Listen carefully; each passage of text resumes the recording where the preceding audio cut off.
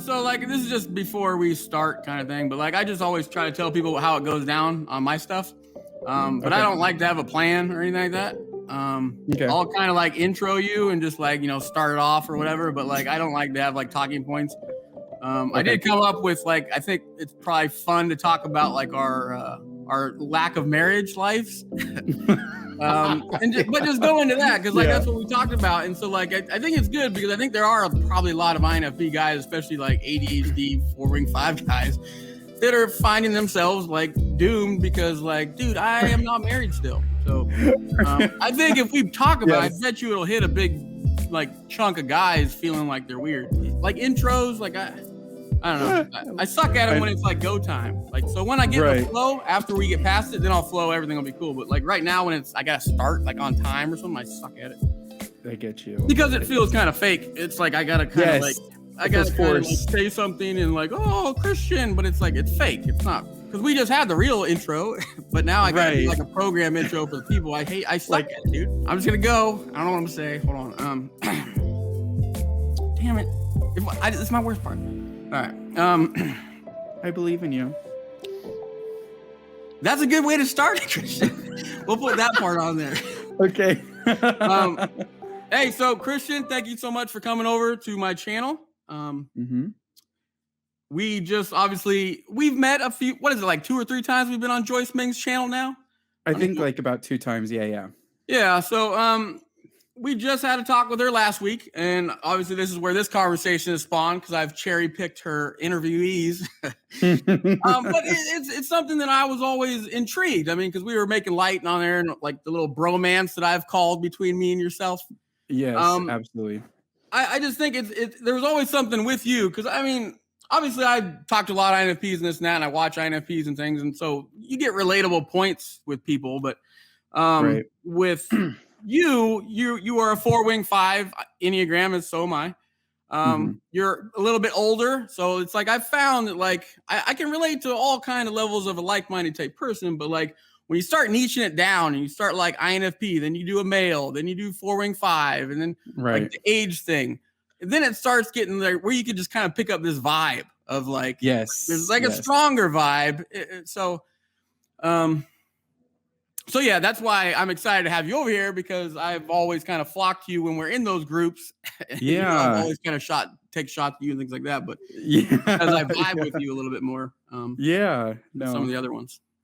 I'm really glad to be on this channel. It's funny because like after the interview with Joyce and like after we finished recording and then we started getting on our conversation, I was speaking. So I speak to Erica. So for audience members who don't know, Erica she's part of the Type Twitter community. She was in a video with us last week that recorded with Joyce, and she's an INFP, and me and her talk like daily. So after I finished talking to you in our little post conversation session, that was like 2 hours, wasn't it? Yeah. We talked forever after the recording stopped. It's like that was the part I think she should have recorded. Like that was fun. Like it's just it was all like loose raw. And stuff. Anyway, sorry to cut you off. I cut people off. Sorry. I do too. As people have seen me in Joyce's videos, but I'll probably bring it up a lot here. I have ADHD, so one of the things that comes along with that is like poor impulse control. So I've had issues a lot of cutting people off because I get excited about something, and so then I can't hold it in, so I have to interject. So I totally feel you. So if you interrupt, no worries. But yeah, like me and Erica were talking on Telegram afterwards, and she was like, "It's so crazy how similar you and Sean are. You guys are just totally connecting." And I was like, yeah, like it was honestly like really nice to talk to somebody who like almost like had almost identical experiences like in relationships or what have you, or just like even just whether romantic or platonic. And I say that's what we're going to talk about here in the beginning, so the audience kind of knows what we're going to start out with is our relationships that me and you kind of have insight on. I think talking about our romantic life would be a fun one. So anyway, you keep going. I just figured I'd throw that out there for the audience to know what's up. Yeah. So no, I think it's an important thing because I think when you have like kind of a like all of these like variables kind of commingling with each other. INFP male, you know, being a 4 and an SP Dom, I think you said we both share that as well. And then I'm diagnosed with ADHD, but like I'm fairly certain you probably have it too. Again, I'm just self-diagnosed, but I'm almost 99% positive I have it too. All the descriptions and reading the research and all that stuff, it's like I fit every single box like to a T. Right. So I think I'll get officially diagnosed one day, just because. So I don't keep claiming to be one. I don't know, to get official, whatever. But it's just I think I have it. Yeah, no, and like I've done so much research on it now because I was diagnosed about 3 years ago, so I'm like very like I want to advocate and bring awareness and recognition, just because there's not a lot of it out there. So like I've done a lot of research, I see the signs, and so like I just see it in you. So but when you combine all of those things, right? INFP, male, SP4, you know, ADHD, like I think there's a particular outcome that can happen when it comes to relationships, right? And I think that's why like we were just like, oh my God, yes, exactly. Like I went through that. Yes. And just the whole time had such similar experiences with both like issues with both romantic and platonic relationships. It gets frustrating. That's what I mean. It's like, I don't know.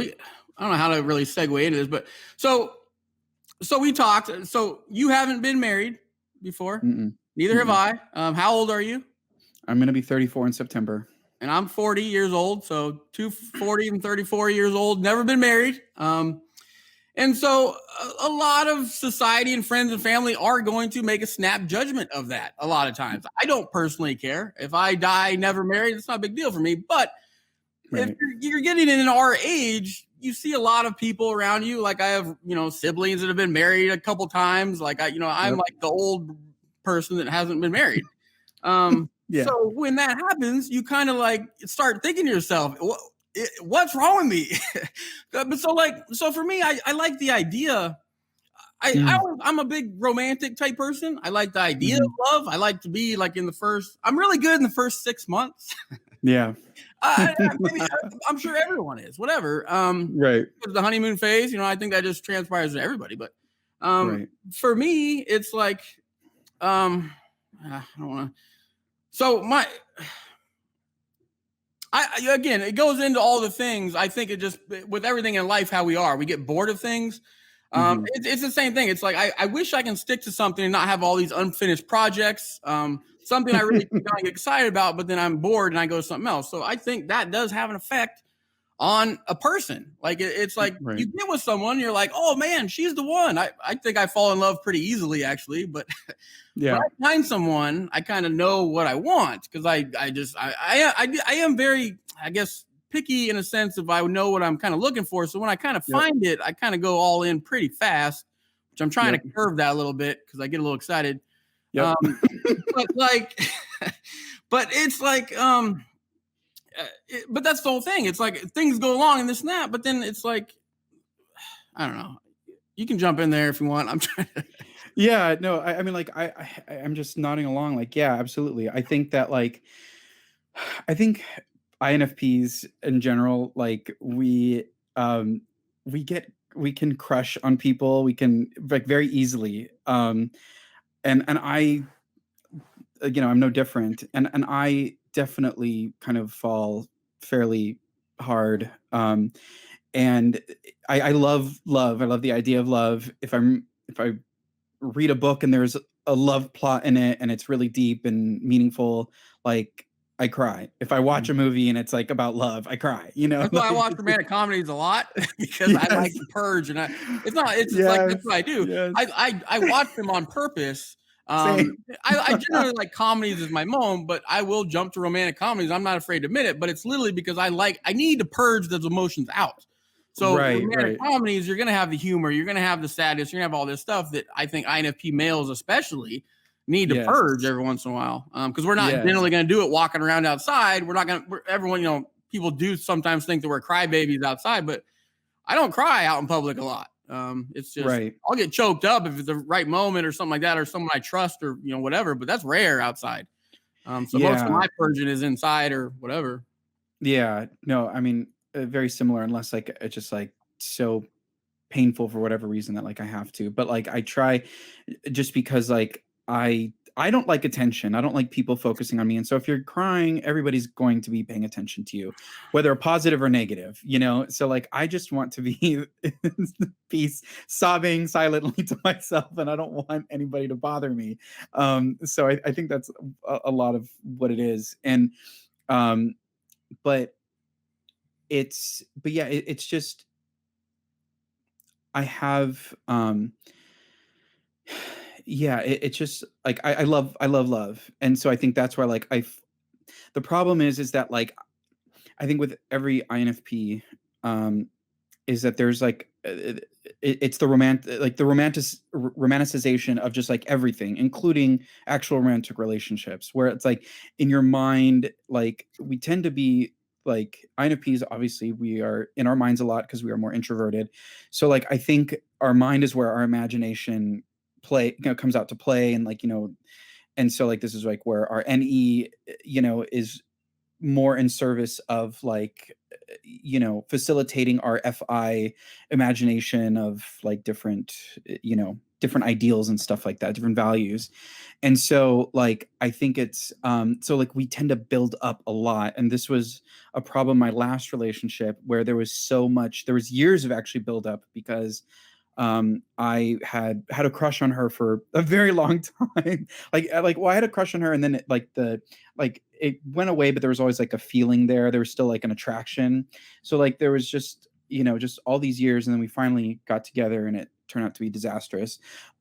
So but there was like a buildup, right? And I think sometimes maybe it's like not fair to the other person, but it's just what it is, like I can't help but like in my off time, like imagining how like these relationships with people like that I'm not even with will play out, so I think that's why like when we get in them, it's just like there's such a buildup in our minds, and then of all these emotions and feelings that like when we're finally, if we finally do have a release, like let's say we're fantasizing over you know somebody you like, and then you finally get with them, then it's just like all comes out, it's just like, oh, it feels amazing, like my actual like fantasies are coming to life, and it's like it feels real and tangible, and it's like electric, so it's so I definitely struggle with that. And also like the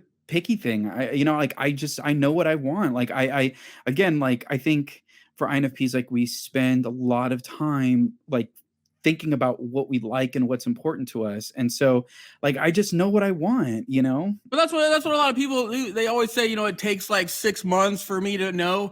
Like I know, like the first day almost. Like it's not, Yeah. but it's kind of like that because it is. We constantly think about it, and I go through long bouts where I'm just single for like years at a time. Yep, But same. it's like during that time, I do kind of, I pedestal people. It's not good. It's because Yep. no one's perfect. I'm far from perfect. So I Yeah, think that's very damaging for a relationship potential long term it for is. me, because I'm coming to the point where I'm like, I see other relationships and I see people that are married, and there are bouts of envy I get when I see them, because I'm just like, that looks nice. But then, like Yeah. 5 minutes later, I'm like, I don't know, because I don't Yeah. know if I'm built for it to like sustain. Because there's a lot of things in Yeah. relationships that come. It's like Yep. there's a lot of conflict that we tend to Hmm. stay away from. There's a lot of Yep. things that after our perfect fantasizing person, kind of we find out they're not perfect. Yep. I try to. It's not No. good, obviously, shoot for perfection and all this stuff, but it's like when you have those tendencies, you're going to put people in that category as well. So when they kind of fail to hit one of your expectations or whatever, then you can Yes. prematurely let them go, because it's like, well, this person wasn't what it's just, and it's no Yes. fair. It's not fair to them because we have the same issues. Yes. No, and it's just like again, like everything exactly the same. Like it's not like my last relationship example, putting her on a pedestal, and I was, to be fair, like I could have been better, but also like there were issues.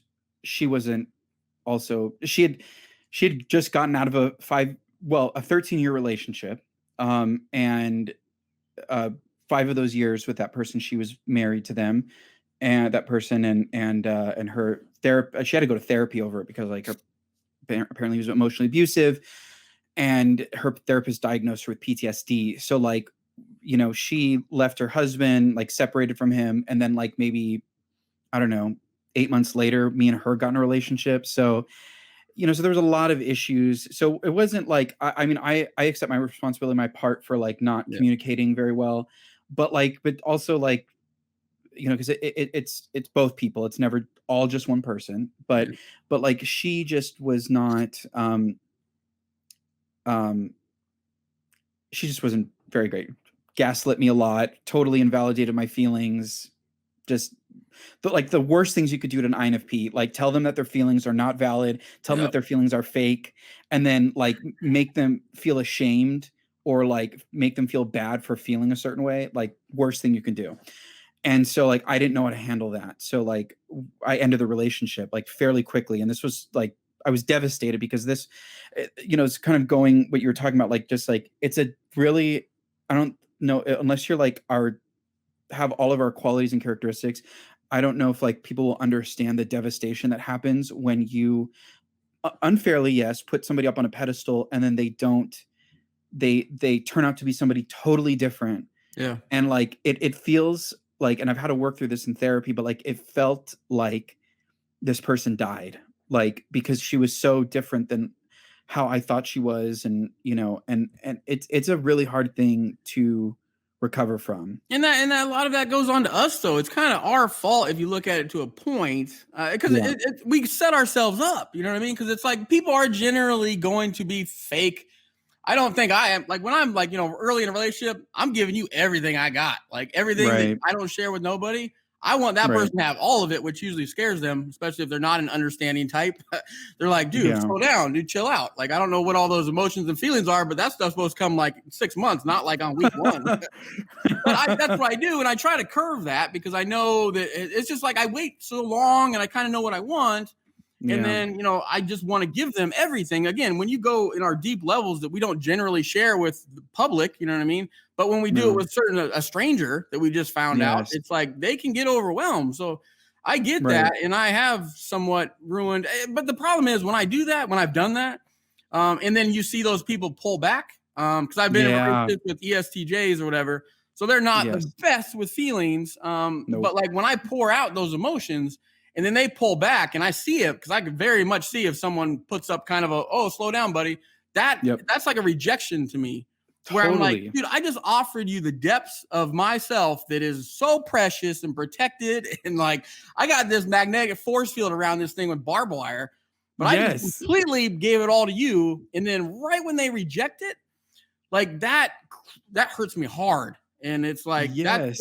but it's in their defense, it's a lot. I mean, I know it's a lot and it's intense. I get it, but like my levels are intensity or like Right. it's one scale the other.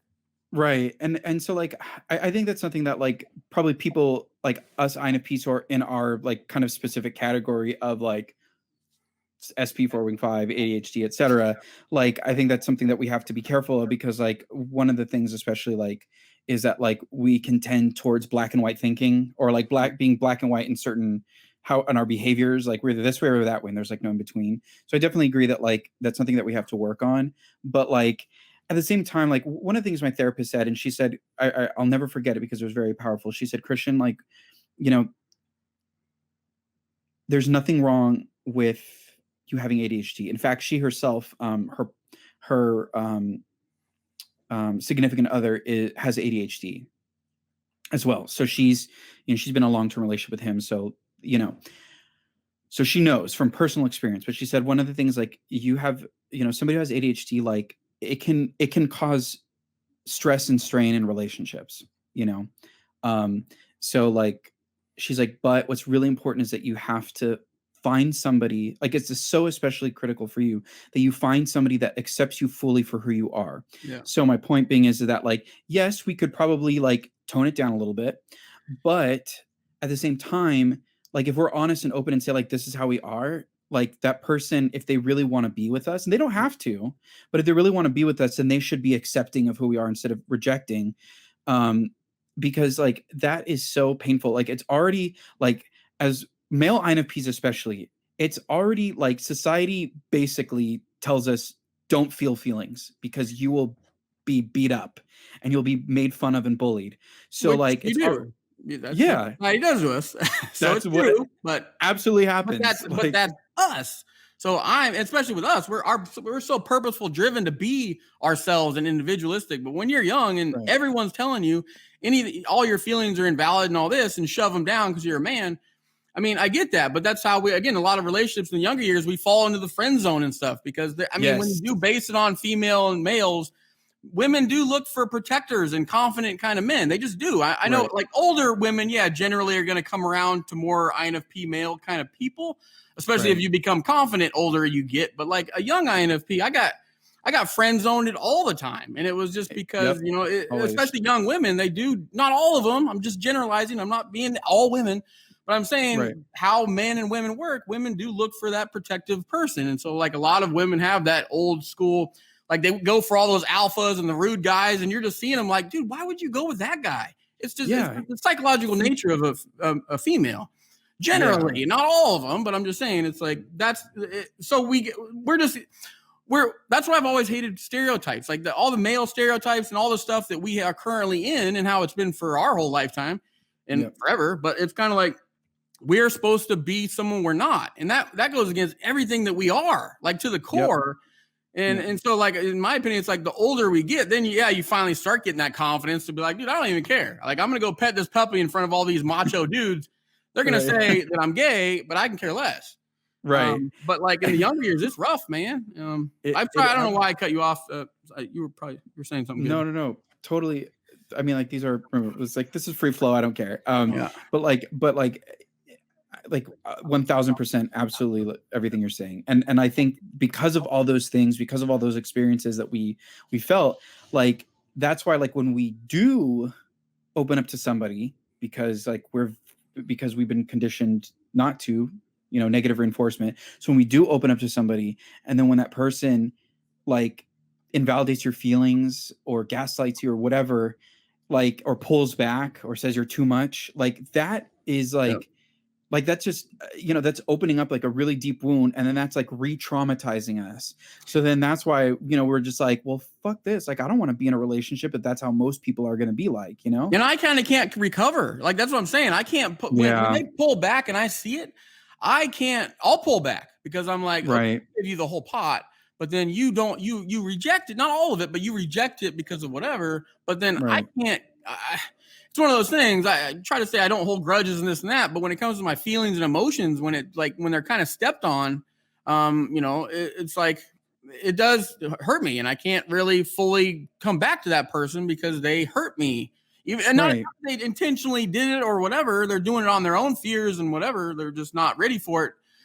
So they're not. I wouldn't say intentionally doing it, but that's the same thing. Like, do we need to accept that? Because like that's not, we want to give everything. So like that's where I made that INFP plus INFP relationship video that I made. And there's a lot of people that are like, oh, no way. But like my look at, again, I've been with ESTJs and things like that. So it's like, I don't care about a dirty house. Like I do, I'm not a slob or whatever, but I can care less about the sink being full overnight. I would rather have that understanding, emotional connection and understanding, because it's like, that's where they go. When you bring that up, like same type, like INFP plus INFP, I get it. I'm not ignorant. I understand that if you have an unhealthy INFP, then yes, you're going to have a lot more issues. But if you have two developed people and like the same type, I'm not going into this thing because this is the comment section can erupt with like, well, you shouldn't, I don't know. But I'm at the point where, okay, I've tried these relationships, this and that.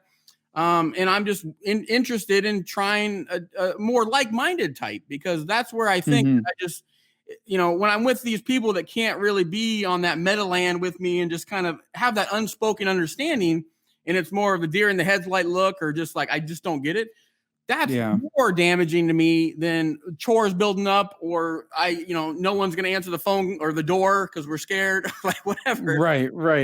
That's just the thing. It's like, I think when you're young, okay, opposites can help each other out, but I don't need someone I could do everything I kind of need. I'm not the best at everything, but like I can kind of manage.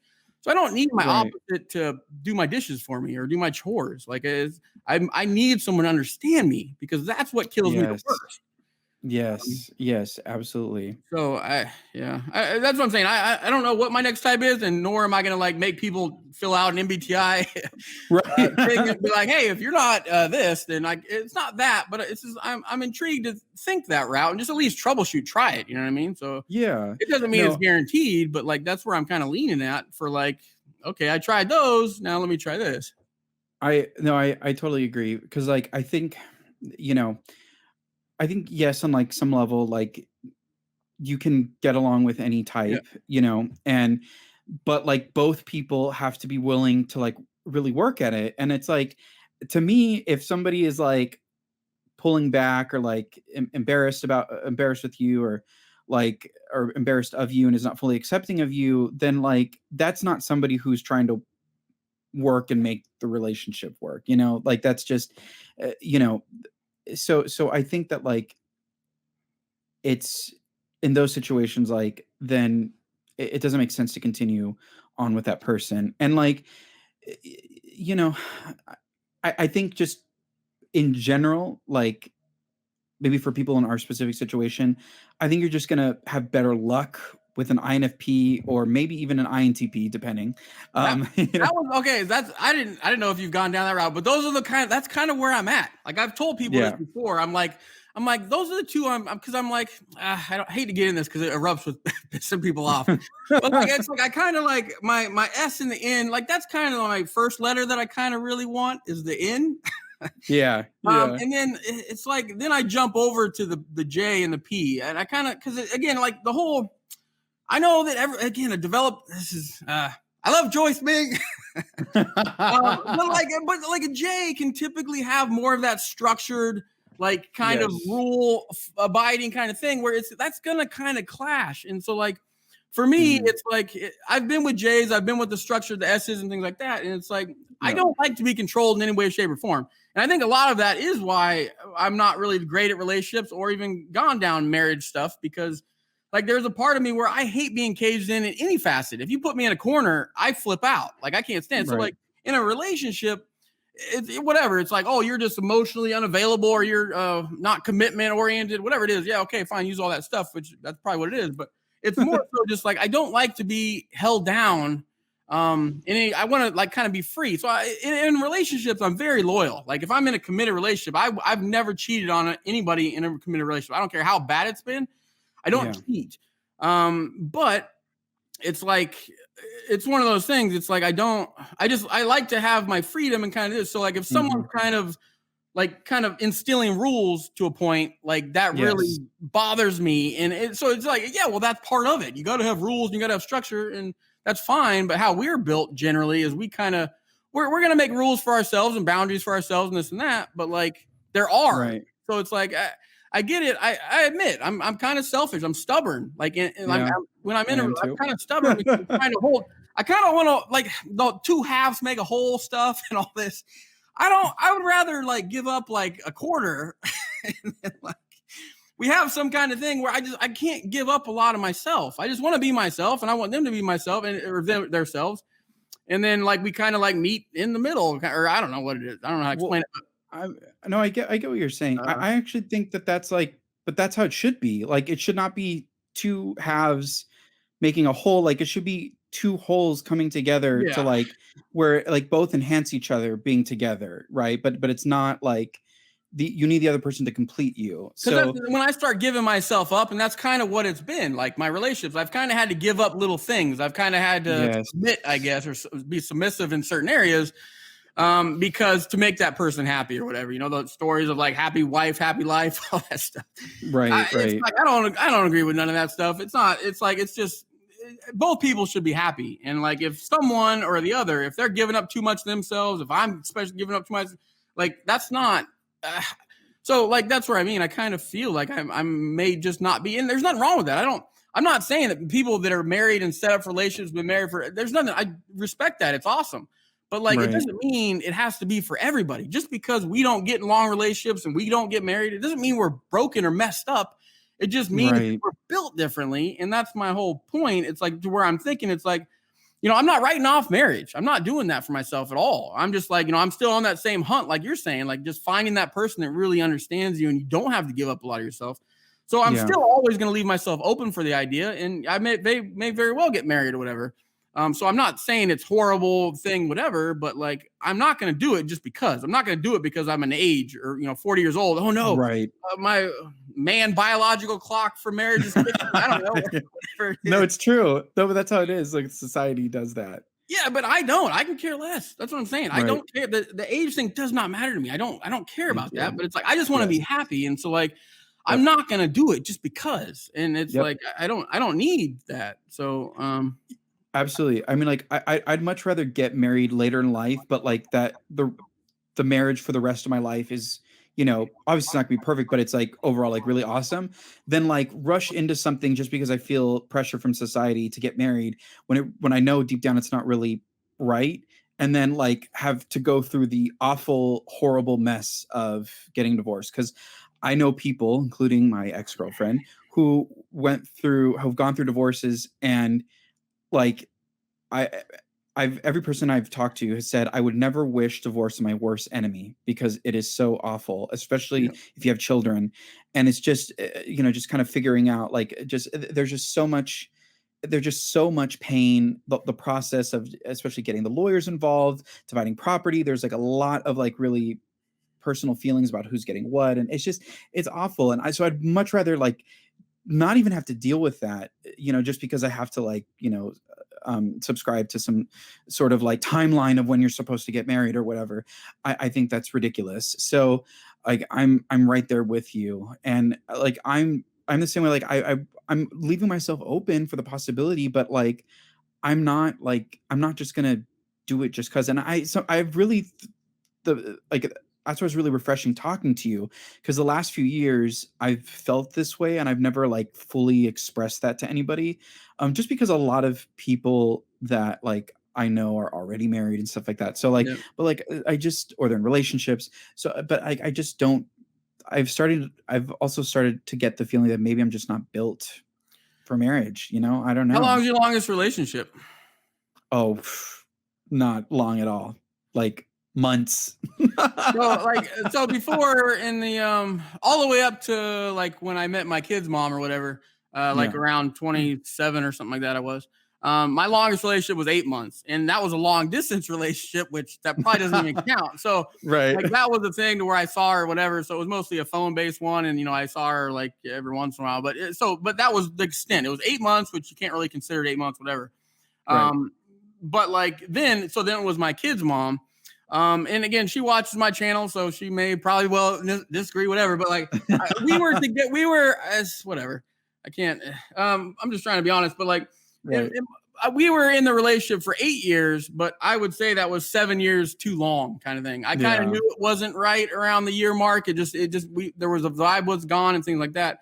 So around that, but that's when the kid and stuff like that. So we just stayed together for the benefit of the kid. She's not a bad person.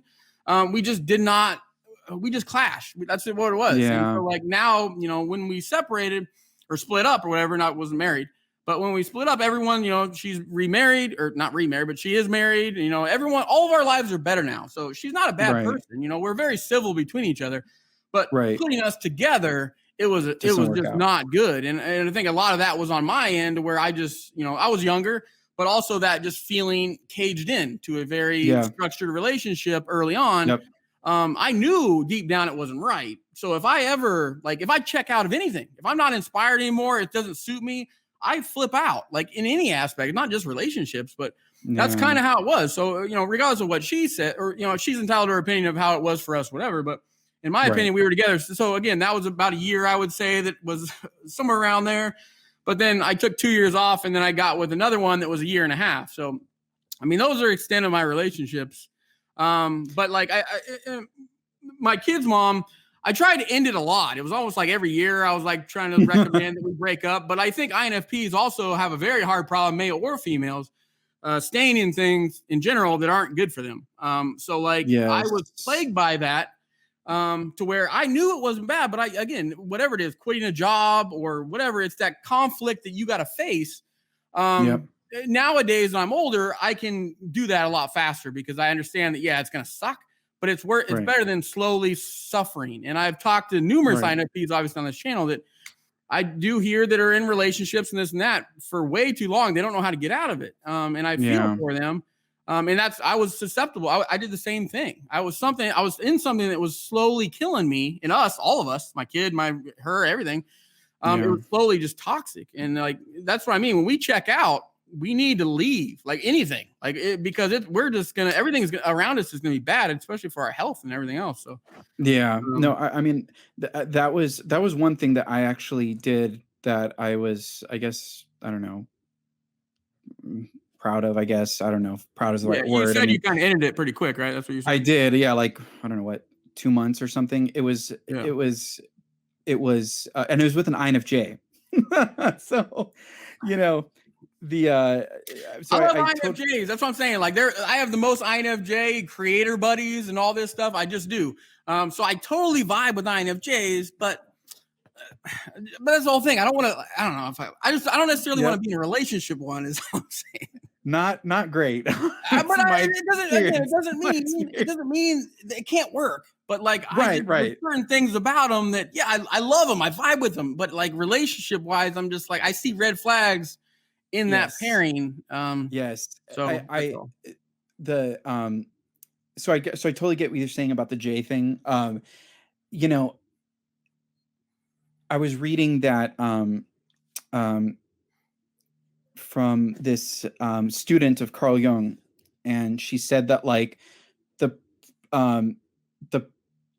types that would have the most are going to have the most conflict and like least amount of understanding is a type that has the same preference, cognitive function, but like in the opposite attitude. So 2 feeling types, but 1 extroverted feeling, 1 introverted feeling. So are going to have the least understanding and the most conflict. And I think that totally bore out for me in that particular situation, because I think that there is like, she wanted to talk out loud about like how I was feeling right away. And like, because of her extroverted feeling. Right. And I have to process first, like I have to process and figure out how I'm feeling. And then I can talk to you about it. Like if I'm feeling okay. And so like, there was a constant, like talk about like the whole, like needing space. Like there was just a constant, like, I need to be with you. I need to see external, like emotional expression, or else I don't feel like you like me. And it's just like, I don't know, like, and it just got to the point where like, it was a constant, like needing of like affirmation. And that's just not me. Like that's too much. I even think for her, maybe, I think it's okay to verbally affirm people. Right. But like, I think it was I felt like it was overboard. Like it was constant. Like if I wasn't like pouring over and saying, you're the most amazing person, you're this and you're that, and it's so great I'm so glad we're in a relationship. If I wasn't doing that like every day, like, would you not like me anymore? Like, and I'm like, oh my God. Yeah, like, that's what I'm saying. Like my whole thing is like, especially like I love yous, you know what I mean? I cannot program I love yous. You know how like when you leave in the morning, you gotta say I love you. When they call on the phone, like if they call on the phone and all of a sudden we had like a 30-minute conversation, I say I love you, and then they call back because they forgot to ask me to get milk. And then if I don't say I love you that next time, they'll be like, are you okay? Yes, I'm fine. Like, but like that's the thing. Like I'm not very generous. Like, because that's the problem. I think that can be problematic on our end. I think we are kind of, we know all this stuff. We know we love them. We know nothing's changed. Everything's the same. But like, if we don't say anything, then that's kind of bad on us. But like, again, like you're saying, if we're with someone that requires that daily, hourly affirmation of just like, oh, you look beautiful, like, because it's like, we know that it's a program response. Like I can't do anything that if I know it's just to hit a quota, like, oh, it's been an hour, I need to tell her that she looks beautiful or else there's going to probably be a fight. Like if I have to go into any quota, I can't do it. But I think that's just unhealthy on the other person's part, that like, and the thing is, like, for us it feels so fake. Like we do it when we want to, like when we're actually feeling it, because otherwise we feel like we're lying to the person. I hate that. Like I hate that feeling of being forced to express a feeling that I don't feel in the moment, because it feels totally inauthentic, and I get resentful if I have to do that. And that was why I think I ended it so early, because not only was I like, my relationship early, because not only like was I so distraught from like the sort of fantasy that I built up, but also like that how she was totally invalidating of my feelings, but also just there was like a constant need to like, I have to like affirm her or else she doesn't feel secure in our relationship. It's like I don't know what other like adjectives and superlatives that I could use to express how much I care about you. And if we weren't like spending every day with each other, like she would like get butt hurt. I'm sorry to use that phrase, but she would just get, and it's just like, I need time to like decompress, because like I have a very low, especially if you have ADHD, you have a very low threshold for stimulation, right? So you get overstimulated very easily. So I need to recharge and, reprogram a little bit, so that way I can feel fresh and renewed, so I can give you all of my attention. And I can't have, and maybe it's just the person, the people that I've attracted, to me, whatever. But like, my experience with just having space is not good. It's like with other significant, like it's with significant others. That's why when the first video I did with Joyce on her channel, it was with Joyce, Susan Storm on Personality Junkie or whatever. Oh yeah. And then with Paul was on Right. there. But like, it was funny because in that conversation, that's what we got into, that about the FE and the FI. And it was like, I was talking to them, I think it went to Susan. I told Susan, I'm like, yeah, we'd never be in a relationship, Susan. But it was like, she's married and all that, but it was funny. Because, like, we were talking about that and going into it. And, Joyce and her were going into the fact that, I need to see it. I need to watch this, whatever. And that's where I started piping in there. I'm like, yeah, but like, I got to go somewhere. So like, I asked her, I was like, does that bother you how we are? Cause like, I know how I am. And like, I'm not going to sit there. If I don't want you to know something or whatever, if I need to go hide in a room, I need to go do that. So I'm like, that's got to bother you, right? Like, and she's like, oh, absolutely. I'm like, well, that's what I'm saying. Like a high FIFE user kind of thing. It's like, yeah, I see that a massive problem. And that's one of the reasons why I kind of rule out INFJs. Again, you could have very well had an unhealthy INFJ, whatever, but like, even if they are more balanced and older and kind of have adapted to where they kind of do meet FI to some level in the middle somewhere. Right. But they still want that external thing. Yeah, to where they can understand, like, okay, if he just goes in there and I leave him alone for like a few hours, he'll come back and I'll get what I get. I'll get the FE. I just need to give him like a few hours. They don't, and they're just constantly like, no, I'm upset. You didn't say something to me, and you need to tell me now. Your alone time is done, sir. Like we need to have a conversation immediately. Nope. Like that's how they get, and we can't do that. Like I can do it, but I'm going to be very snappy. I'm going to be edgy. I'm going to have an attitude. Passive aggression is going to kick in. Yep. Like it's because you're forcing me to not process all that. And if I don't process my daily whatevers, you know what I mean? After we get off this call or this, whatever this is, this chat, like I got to go process what just happened. So like, I mean, no one lives in my house. I'm by myself. So it's like, I can go turn on whatever, like YouTube, and just go in my head and process my talk with Cristian. I need to do that. But if someone's I walk in the door from work, I had a stressful day, whatever. And then someone's like, we need to talk now. Like I just give me like an hour or something. Like, but if you don't get it, I get very resentful, and it's not good. It's not. And one of the things that like I struggled with is like, so like, I think my ex, she would like pick up vibes maybe if I'm stressed out or something like that. And it's just like, I'm just stressed. It's like nothing to do with her, but like, she always wanted to be like, well, what's wrong? What's wrong? Like, let's talk about it. And it's just like, I don't know what's wrong. Yeah. Like, just like, and stop asking me, because like, you're not allowing me the time to like process. So it was just always like this like, it felt so suffocating. Like I started like having like not anxiety attacks, but like very close to anxiety attacks whenever we would hang out and she was telling me that she was on my way to my house. Like right before she, Yeah. she'd come over, like I would start like getting extremely anxious because I'm like, what thing is going to happen today?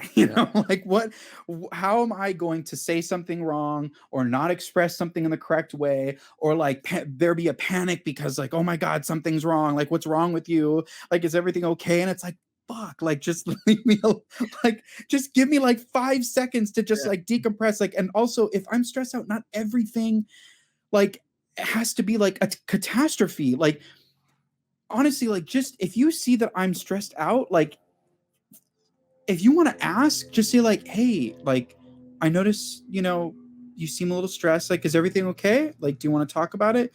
No, I'm good. Okay, great. That's it. Like perfect. That's all you have to do. Like, I don't know. But that's what I mean. An FE user, or like, a type that doesn't really understand feelings in general. I mean, they're going to have that conflict. But that's what I'm saying. I understand that, relationships, communication is key. So it doesn't mean that I'm not willing to communicate, but like if you force me to communicate, like that's a problem, because again, I'll communicate, but I need to unravel everything that just went on. I need to unravel everything. And then when I do that, I can come with my little Zen-like whatever, and we can have a great conversation. But like, I cannot be forced. And that's my problem. It's like, in relationship, it's not saying I don't want to communicate, but there's going to be a lot of times where I'm just looking for that unspoken understanding. A lot of times, like, when you walk in the door, you can kind of read somebody without saying, do you not love me anymore? Is that why you look like that? Dude, I haven't even got my shoes off yet.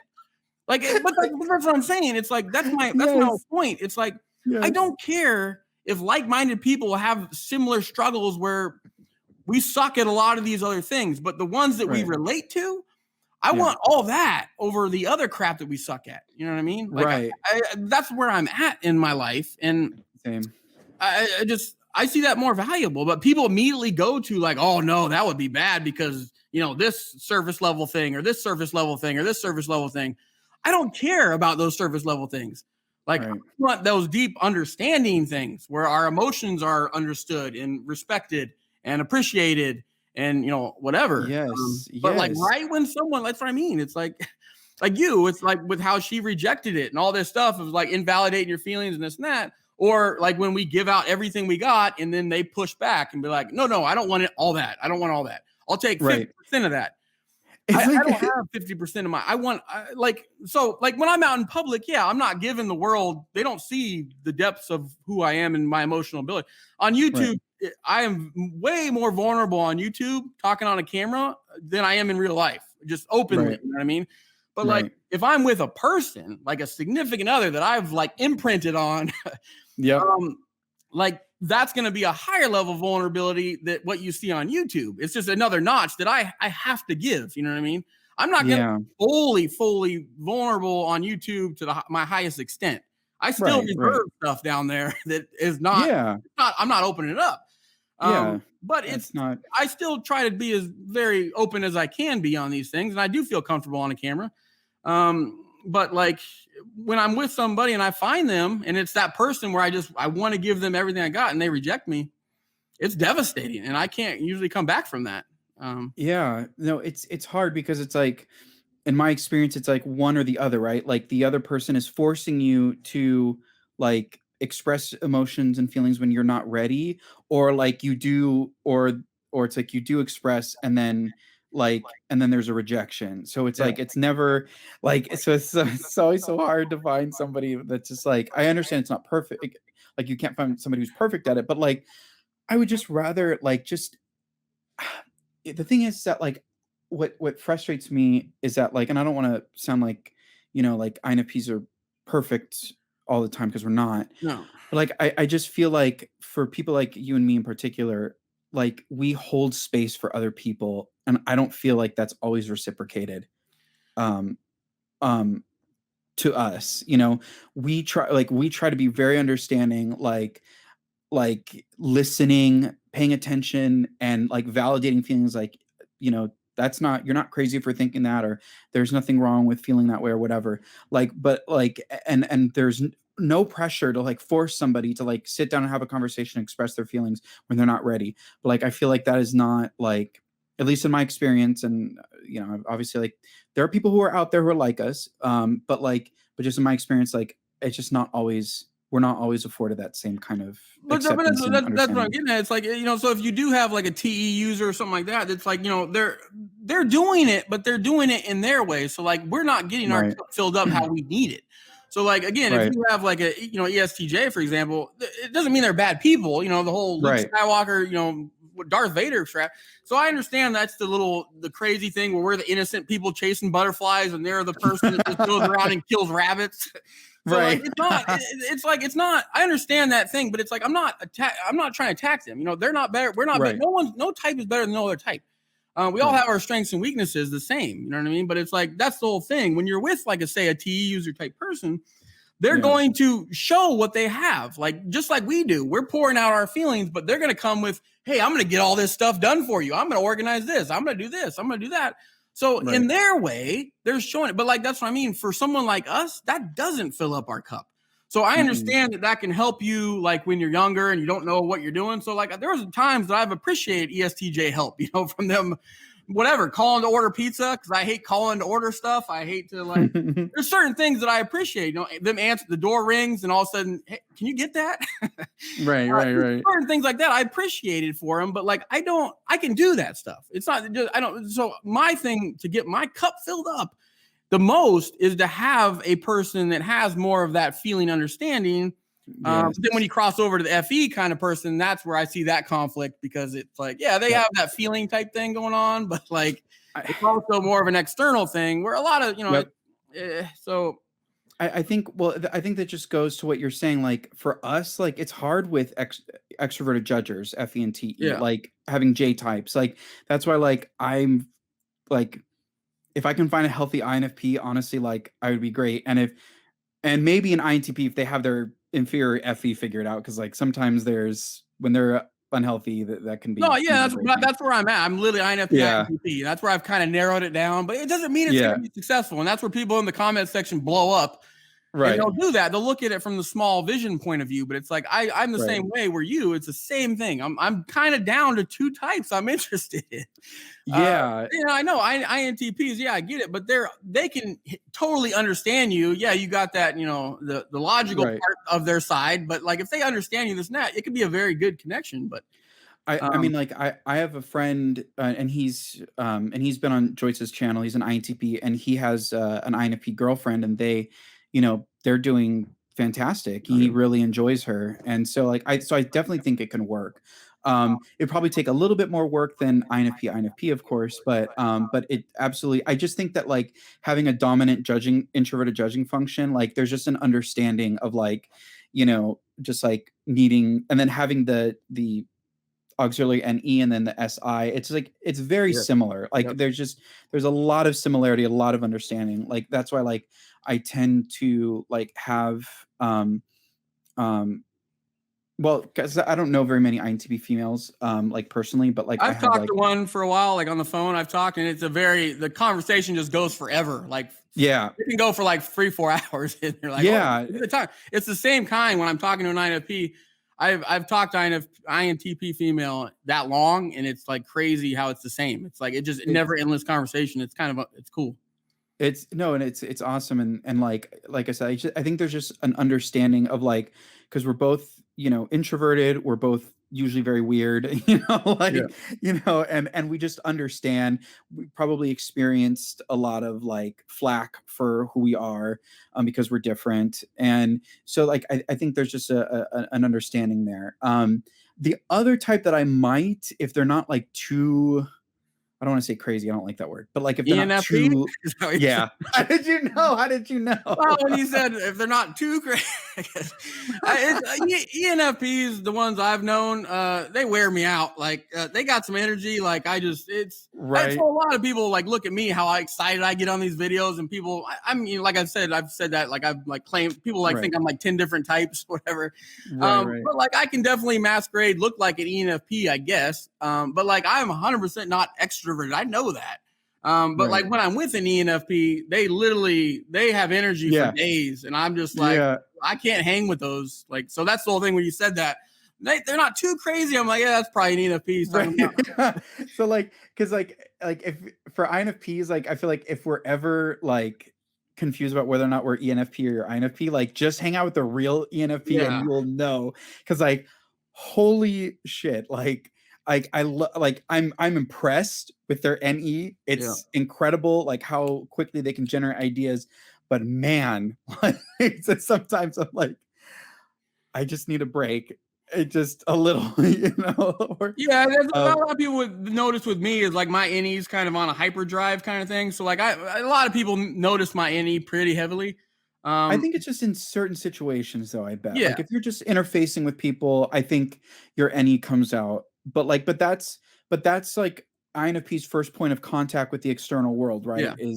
Is NE, like that's how we interface with the external world. Yeah. So like an NE tends to be a more excitable cognitive function. So I think it looks so like an INFP, like Erica, for example, she gets people say she's ENFP. Like I've said that a lot about her, but if you actually really talk to her, like there's just no, like, because she's very bubbly and excitable, and like she's very like she loves like so she looks NE right on the surface, but like if you actually talk to her, like it's just there's so much more like internal thought process going on than there is like external stuff, like feelings especially.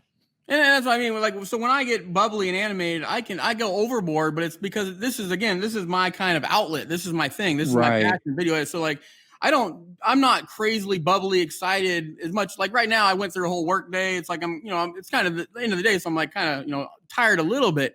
So I like the talking, but it's like, it's not something I got inspired to do or something like that popped in my head. Oh my God, I'm going to go talk about this and rant. Like, if it's a video I'm editing kind of thing, that's different. But a lot of that is just, it's because it's something. So like I come across and I get that all the time. That's the most I get is people think I'm extroverted. And like, so like for my normal work life and things like that, I have to kind of extrovert because I have to deal with people like face to face. I have to train people. I have to be extremely extrovert, but it doesn't mean I can't do it.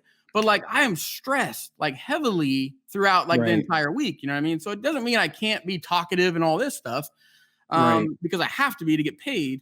I don't have to be. We have a choice. You can quit, whatever. But it's just, but I know for me, I'm not extroverted at all because it's like right after we get done with this, I won't talk to a single person the rest of the week, until I pick up my kid, for example.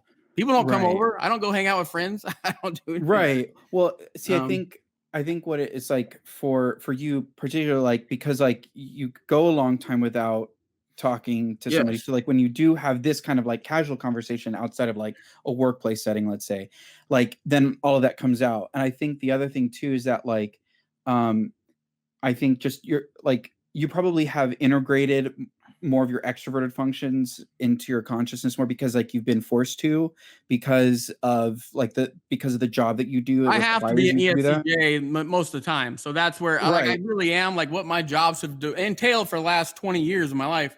I have to kind of be an ESTJ, which obviously with us, it's like, that's our stress kind of, adversaries kind of thing. So like when we're stressed out, we go that, but that's what I'm saying. My life has been stressful, but I've kind of had to develop that heavily. So I got like heavy TE and all this where again, I understand why people can't always see me being an INFP, when they get on here, they're like, but it's like a lot of the positions I've been in the military.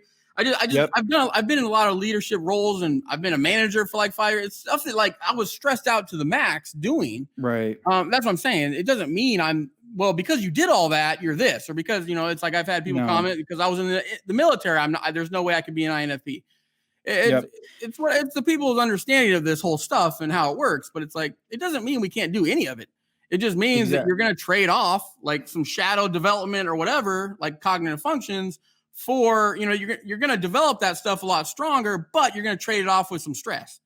Like, exactly. You got to exchange the two. That's the part. So it's like, if we stay in our preferred box and all this, I'm sure I will look like a very stereotypical INFP, but like just knowing myself and, again, what I've been through and how stressed I've kind of put myself through, it does develop things, which makes you a well-rounded person that can kind of handle life a little better, in my opinion. I don't think it's good to stay in our preferred INFP world. I think it is good to challenge yourself and do things we're not good at. But no, I agree. But that's even like, you know, if people like, if you really kind of want to actually get to the essence and core of Carl Jung's work, which Myers-Briggs is based on.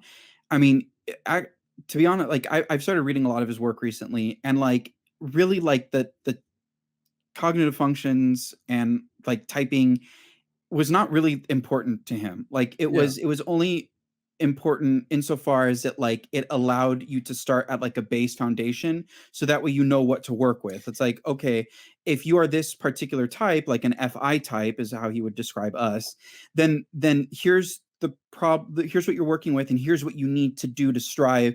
Because his whole thing was individuation, trying to integrate your shadow function, which for us would be TE, into move it from the unconscious into consciousness. He was very much about like reuniting, because he felt like at some point when you're very little, like you know, society or whatever causes this sort of like to make the inferior function like be repressed by the dominant function deep into the unconscious. So the goal for him is for everybody to like individuate and integrate the unconscious, our unconscious, into consciousness, so that we become whole, we become the people we were meant to be. So I 1000% agree with you that and Jung himself would say like it would be super unhealthy if you just stayed in your FI and that's it. You know, like you need to, like it's really important in a healthy way to integrate TE into your consciousness, and that way you become the person that you were meant to be. You become a more healthy and whole person. But that's the problem I see in this type space, you know, that we're all in. It's like a lot of people praise the stereotypes, you know, it's like, yes, but that's what it is. And that's why to me, it's very frustrating. I've made videos on it. I'm like, you know,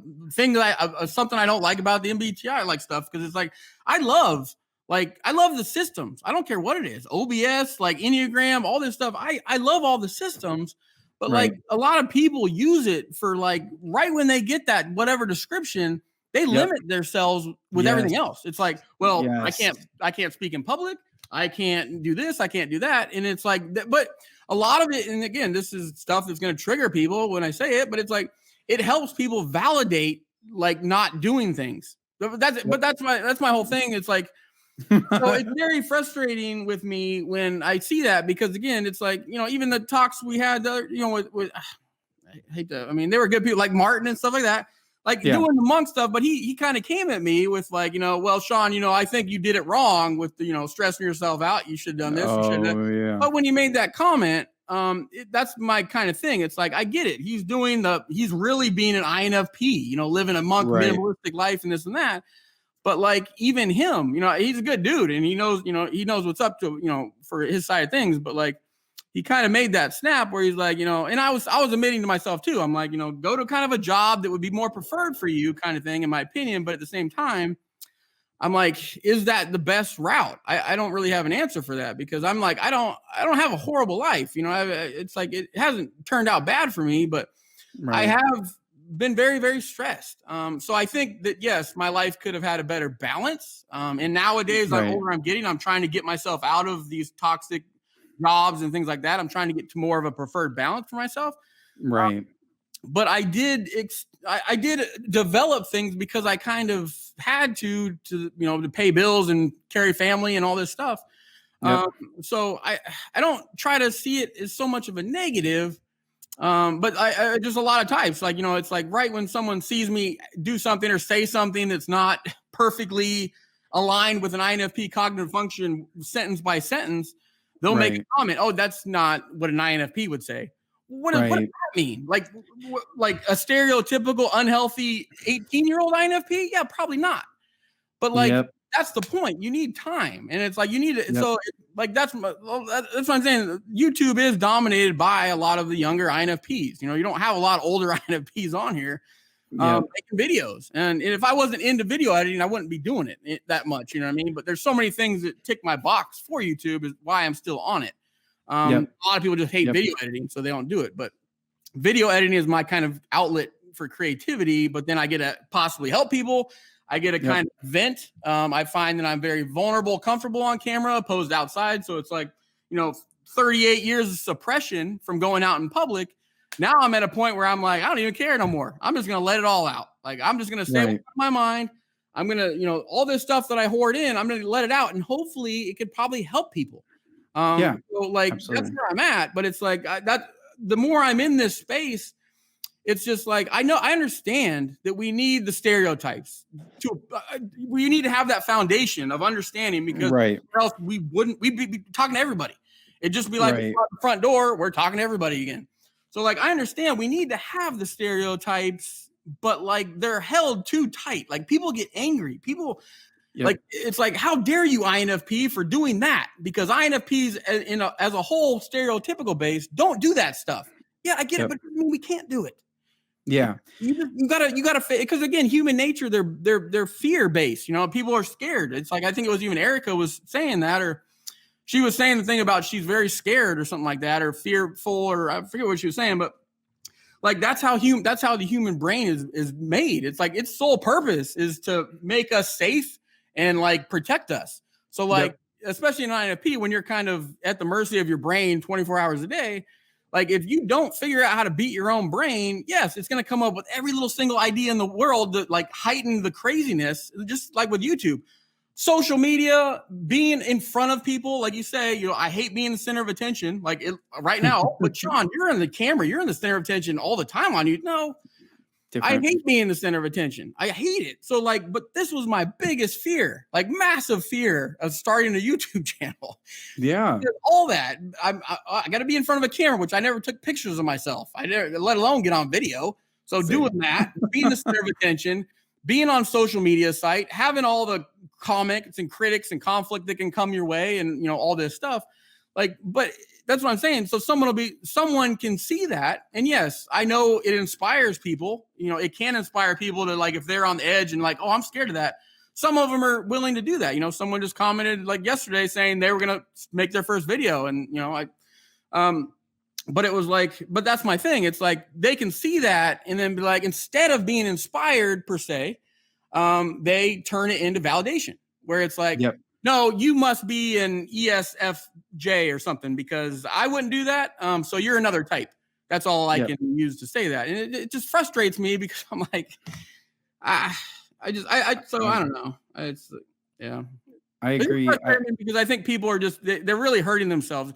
The personality systems can be so useful and I enjoy them, but I also understand, like you understand, it's just a foundation. It's a baseline. It's just kind of like, okay, this is my thing. This is who I am. But then we can use it to understand other people and have deeper conversations, because we know how to mingle with people, things like that. But like, to hold yourself to the fire, black and white, because this website, whatever, 16 personalities said all these paragraphs about me, I can't do anything else.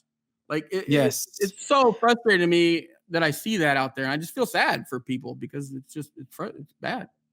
Right. No, I mean, like, I, again, 1000% agree with this. Like, this is something that I've been struggling with actually for the past month or two, of just like, because like I'm on type Twitter. So it's sort of similar to like the YouTube, Twitter, not YouTube, Twitter. Is that what Erica and Mallory are on? Is that where? Yeah. So like, we're all on, like, Joyce and Erica and Mallory and myself. And like, a lot of the people that Joyce gets on her channel, like, are on type Twitter. And it's just, I've just gotten like, and I've been ranting about this to Erica, like, just like similar to you, like, I'm just so sick and tired of like just these sort of vapid surface level conversations that happen on type Twitter all the time. Like, it just, I don't care anymore, because like there's so many, there's just a lot of people spend a lot of time, debating the nuances that don't really matter about like what cognitive functions are. Like, well, what is FI? What, how do you define like, SE? Like, it's just on and on. It's just like, and I see so many people just like tweeting stuff just to like validate like their shitty behavior, like, or just have people like express like sympathy for them. Like, they want it to be felt sorry for, like, oh, like us FJs or us like TJs or whoever, we feel this way, and probably going to be more the feeling types that do that. But just like, do you ever like have to experience this? Like, and it's just like, because they want like sympathy, like, oh, we struggle so much having to do this. Like, we're so giving and we're so empathetic. And it's just like, I just see like to be honest, like not everybody, but I think there are probably quite a few unhealthy types in the type Twitter community. And I do think that it's important that when you feel like you don't have like a community somewhere, to find a community elsewhere, like and a support system. I'm all for that. But I think like if you don't actually address like the problems that you have like mentally, then you just end up going in an echo chamber. Like if the majority of people in that community are not focused on trying to improve themselves and be, and just be healthier, like I think it just becomes an echo chamber of reinforcing a lot of bad behaviors. Like, and I remember like the day before I did that video with you, I did another video with Joyce, and after we finished recording, one of the guys, it was INTJs and INFPs, and one of the INTJs said, like, do you ever feel like you have to like be performative of your type like on social media? And I was like, yes. And we got in a whole discussion about that, because like if you don't act in the prescribed way of like how each type is supposed to act, which I think is ridiculous, because there's actually like I was reading an article showing like 5 different kind of more popular like type practitioners have like 5 different definitions of what a certain cognitive function is. So there's not even like agreement. Yeah. Like, so this is not like, an academic discipline where there's more or less agreement on definitions of like what, certain words mean. There's not even an agreed upon definition. Like there's still contention with a lot of stuff, and yet people still act like there is an agreed upon definition. So if you don't fall exactly within the script, then you are not this type. And so then there's an incentive then to like perform your type, or else I will never do that. Like I know that. Like when I make a video, it's straight up. I hit record and I just let loose. Right. So like I'm not capable of doing that. Like anytime I got to perform, like I said in the beginning, when I had to kind of do the intro that we already talked for 5 minutes before that. Right. Like I can't, it's hard for me to do that. Like because I know when I'm feeling, because I think we do put a mask on out in public to an extent, or, whatever, yeah. Like when we're out in public, but like on a YouTube video in this kind of space, like, it's like, to me, it's more valuable. And again, a lot of the viewers know that, especially if you're targeting INFPs, they're going to see through BS in a second. Like if I watch a creator that, even one that's reading a script, I can't even write scripts. I tried in the beginning because I understand like when you storyboard and make good videos and concise videos and have all the points and all this, I understand that you can make very, very good videos that way. But I can't storyboard to save my life. I can't write a script. I can't do anything because I have to flow. So I know it's not the best, because to stay on it on a YouTube video, you want to stay under a certain like 10, 15 minutes.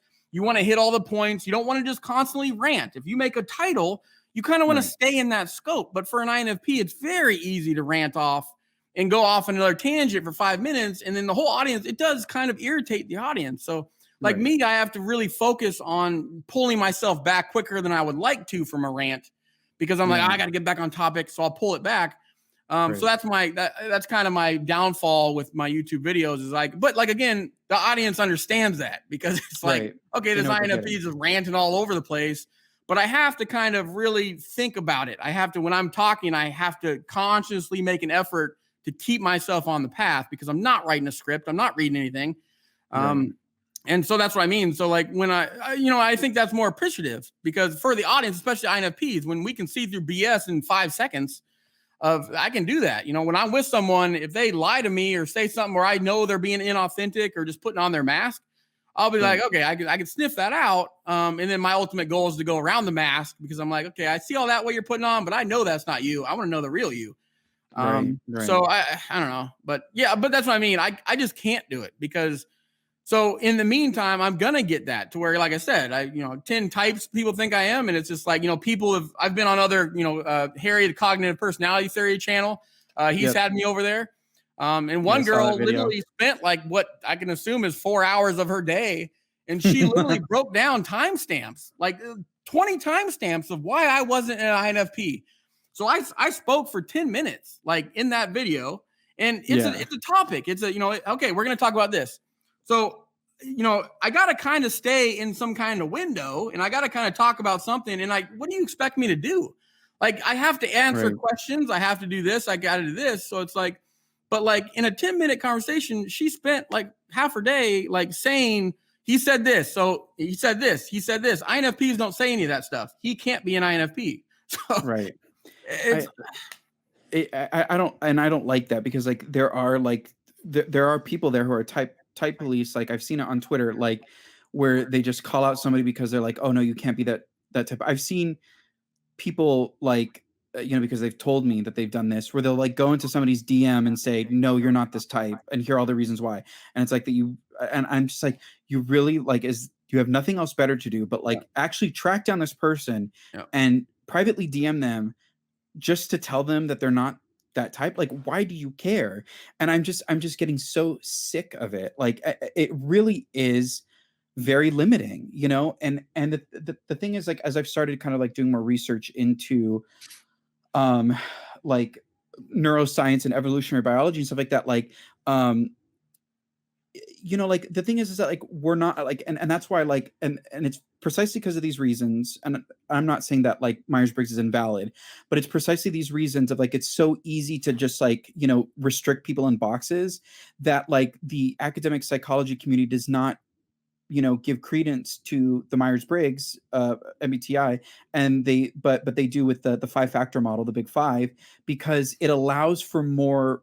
It's on a continuum. It's not like it's not like a binary, right? So there's a spectrum, because we're not always going to be one or the other all the time. Like it really depends on. And in fact, I saw this really interesting paper by this he's an experimental psychologist, and he published like 4 articles in this journal that the company that distributes the official Myers-Briggs test, they have like an actual journal, like a sort of an kind of an academic like journal, where they they have experts like publish and stuff like that. One of these guys, he's an experimental psychologist. He had 4 papers that he published in that journal, saying like, kind of developing his like own system that's based off of Myers-Briggs. And what I love about it is that like it allows you to like so you're sort of like a core like type. It's not really a type, but you have a core kind of like preferred functions, is what he says. And then depending on the environmental context, you will use the different like dichotomies that would be most appropriate, most effective for that environment. So for example, like if you're in a work situation, like a leadership position, and you're in an INFP, let me backpedal that. So like so his method of doing it is, so you take like the actual Myers-Briggs test, but you arrange the dichotomies based on like the preference strength for the dichotomy. It's based in percentage. So let's say, of all the 8, functions, right? E, I, S, N, T, F, etc. Let's say like your most preferred is F, and then the second most preferred is N, and then the third most preferred is I, and then the last is P, right? But it could be different for everybody. But let's say that's specifically for you. Then like, so that's kind of like your core type, the, FNIP. But depending on whatever, like, so if you're in a leadership position, for example, like at your job, then you're going to maybe have to use N and P, because maybe that's more effective. And he does allow for like also like the more least preferred, like the mirror of that. So whatever. So if you're F in your 4 main stack, if you're F first, then in your kind of like mirror image, that would be like, T, right? So like bottom line is that you're kind of like, you have a core type, but then depending on the environment, you're going to use these different dichotomies. I like that, because that's how human behavior actually is. We have a core of who we are, but depending on the context, we're going to use different function preferences based on what is going to be most successful in order for us to accomplish whatever goal we're trying to achieve within that environment. And in fact, like I remember reading sort of separately that like, if somebody thinks you're a different type, that's actually a compliment. That's the goal. That's how I take it. Like I'm making a joke about it, because like when I get to 16, I'll get a free toaster kind of thing. I keep throwing that around. Yeah. But like I'm making kind of light about the situation, but that's how I look at it. So it gets annoying when someone watches 5 minutes of you, they just came on and all of a sudden they make a judgment of you. And it blows my mind how anyone can even do that. Like you see me for 5 minutes on a YouTube video and you think you know me, like my type, like especially for an INFP, Right. it's very frustrating. Like it, so it's not to Totally. say they don't frustrate me because I get irritated by them because it doesn't make me Understandable. It doesn't make me consider because again, I found this stuff like 12, 13 years ago. Right. MBTI is one of the most systems I know the most of. So I dabble in all that. Like you say, like MBTI cannot categorize human beings. It can't. But it's a tool. It's a tool that that someone put a lot of work into, and we have it to use. And it's like, but then it's like that's what I mean. Even the system you're talking about, OPS and all that stuff. Like I like dabbling in all of that stuff because again, human can't be categorized by MBTI. I get that. I understand that. But it's like that's what I mean. That's why I like things like objective personality. Not that I don't really know a lot about it, but I like the idea of how it's framed in the sense where there's like 32 INFP types within the INFP. Right. I like that concept. It's the same kind of thing. It's like it broadens it up because we all MBTI was made a long time ago, like in the 60s or whatever. Yep. But it's like it was made, but it's like it's not I'm never gonna talk shit about it. Like it's something that people do that. They're getting on there and they know the system and they're very good with this stuff, and then they start talking crap about MBTI. Or whatever, but I'm like, dude, why? I would never do that. I never will do that because it's a tool that I can use or anyone can use. Like if you don't like it, go make your own system or whatever. But it's like I don't knock any of the systems. I appreciate the work, and a lot of the work INFJs are ones typically that do all these weird systems generally. But it's like, but I appreciate that. And Joyce Ming is trying to do her spinoff. She's on that path to do her little thing. So I'm very appreciative if she makes something like that. And if she does, I will completely support it and I will go self-educate myself in there. But like for me, I don't get wrapped up in on my channel. It's not, I don't go into depth of like, I haven't like talking about what FE is or whatever. I don't like breaks. I don't make videos like that because to me, it's like, I have this stuff in my head, but I'm not an INFJ who's going to sit there and break it down or like, NI it and all this stuff. It's like, I'm not going to do that. Like, because I don't prefer to do that. I just want to talk about stuff that inspires me week to week and then just do it. But I'm doing it on the basis of MBTI, but I'm not going to sit there and just educate people on my knowledge of it and just break down the cognitive functions and say, hey guys, this is analytically, logically my description of this because I don't prefer to talk that way. So that's not the purpose of your channel. Like your channel is not like an educational tool. It's a place to relate. Like I said, I came up with that catchphrase like 6 months ago, but that's literally where I started. That was my favorite part of consuming YouTube. Before I got on YouTube 2 years ago, I never made a comment. I watched tons of videos from INFP creators that are, I think, the Australian chick or whatever, New Zealand, whatever her name is, the big INFP girl. It's kind of she's kind of the one that's been around forever. I didn't know that. Like I see, like I'm way more into like the Twitter, MBTI community than I'm YouTube. Yeah, I'm not Twitter or anything like that. It's like so YouTube is my thing. But I watched INFP YouTubers forever. Lex Morningstar or whatever. She was around. She was one of the ones that's still around, but a lot of the ones I used to watch, they're no longer around. And once I start making videos as an INFP, I kind of know why. They don't stick around. I get it. But like that was my favorite part is I would watch them and I wouldn't, relate to a lot of them are younger, things like that. But those little tiny quirks, like a 5-second quirk or something they said in a video, that helped tremendously. Because it like made me feel not alone and just like, this person gets me, they get it, they understand. Like, so like that was my favorite part. And that was a big part of me wanting to get on YouTube is like, hey, you know what? I love that feeling they gave me. I never commented. I never appreciated it, which I went back after the fact because I realized how it feels to like put yourself out there and hear crickets. So that was the whole thing. I was always upset that they left. I'm like, oh my goodness, they were so good. They helped me out. Why did they leave? And then I got on here and I'm like, oh, I see exactly why they left. So I went back after the fact and I appreciated them. There's like 4 of them that went back and I didn't know if they'd still read it, but I was like, dude, you helped me so much. You inspired me to get on here. And like, they actually responded, which I felt really good about that. But in the meantime, it's like, I don't know what my point was. Crap. But like that's the thing. Like, but that's the basis of what it's been. And it's still this way 2 years later, 2.5, whatever. It's like, that's my favorite thing. If I just let my story, whatever's inside me that week out, like the most honest and vulnerable way that I can. Yeah. That has the potential to help someone on the relatable level, not an educational level. If someone needs Sean, I don't really know the difference between this. I will shuffle them to Joyce Ming or Harry or like all these other channels that I know. Okay, I can help you, and we could, and, you know, I can volley that stuff. I can definitely go down those rabbit trails. But if they really want to get into that kind of talk, I will shuffle them to those creators that do that better, you know, more so or whatever. Right. No, I agree, and like I think that I think that going back a little bit, I think that this is why like I'm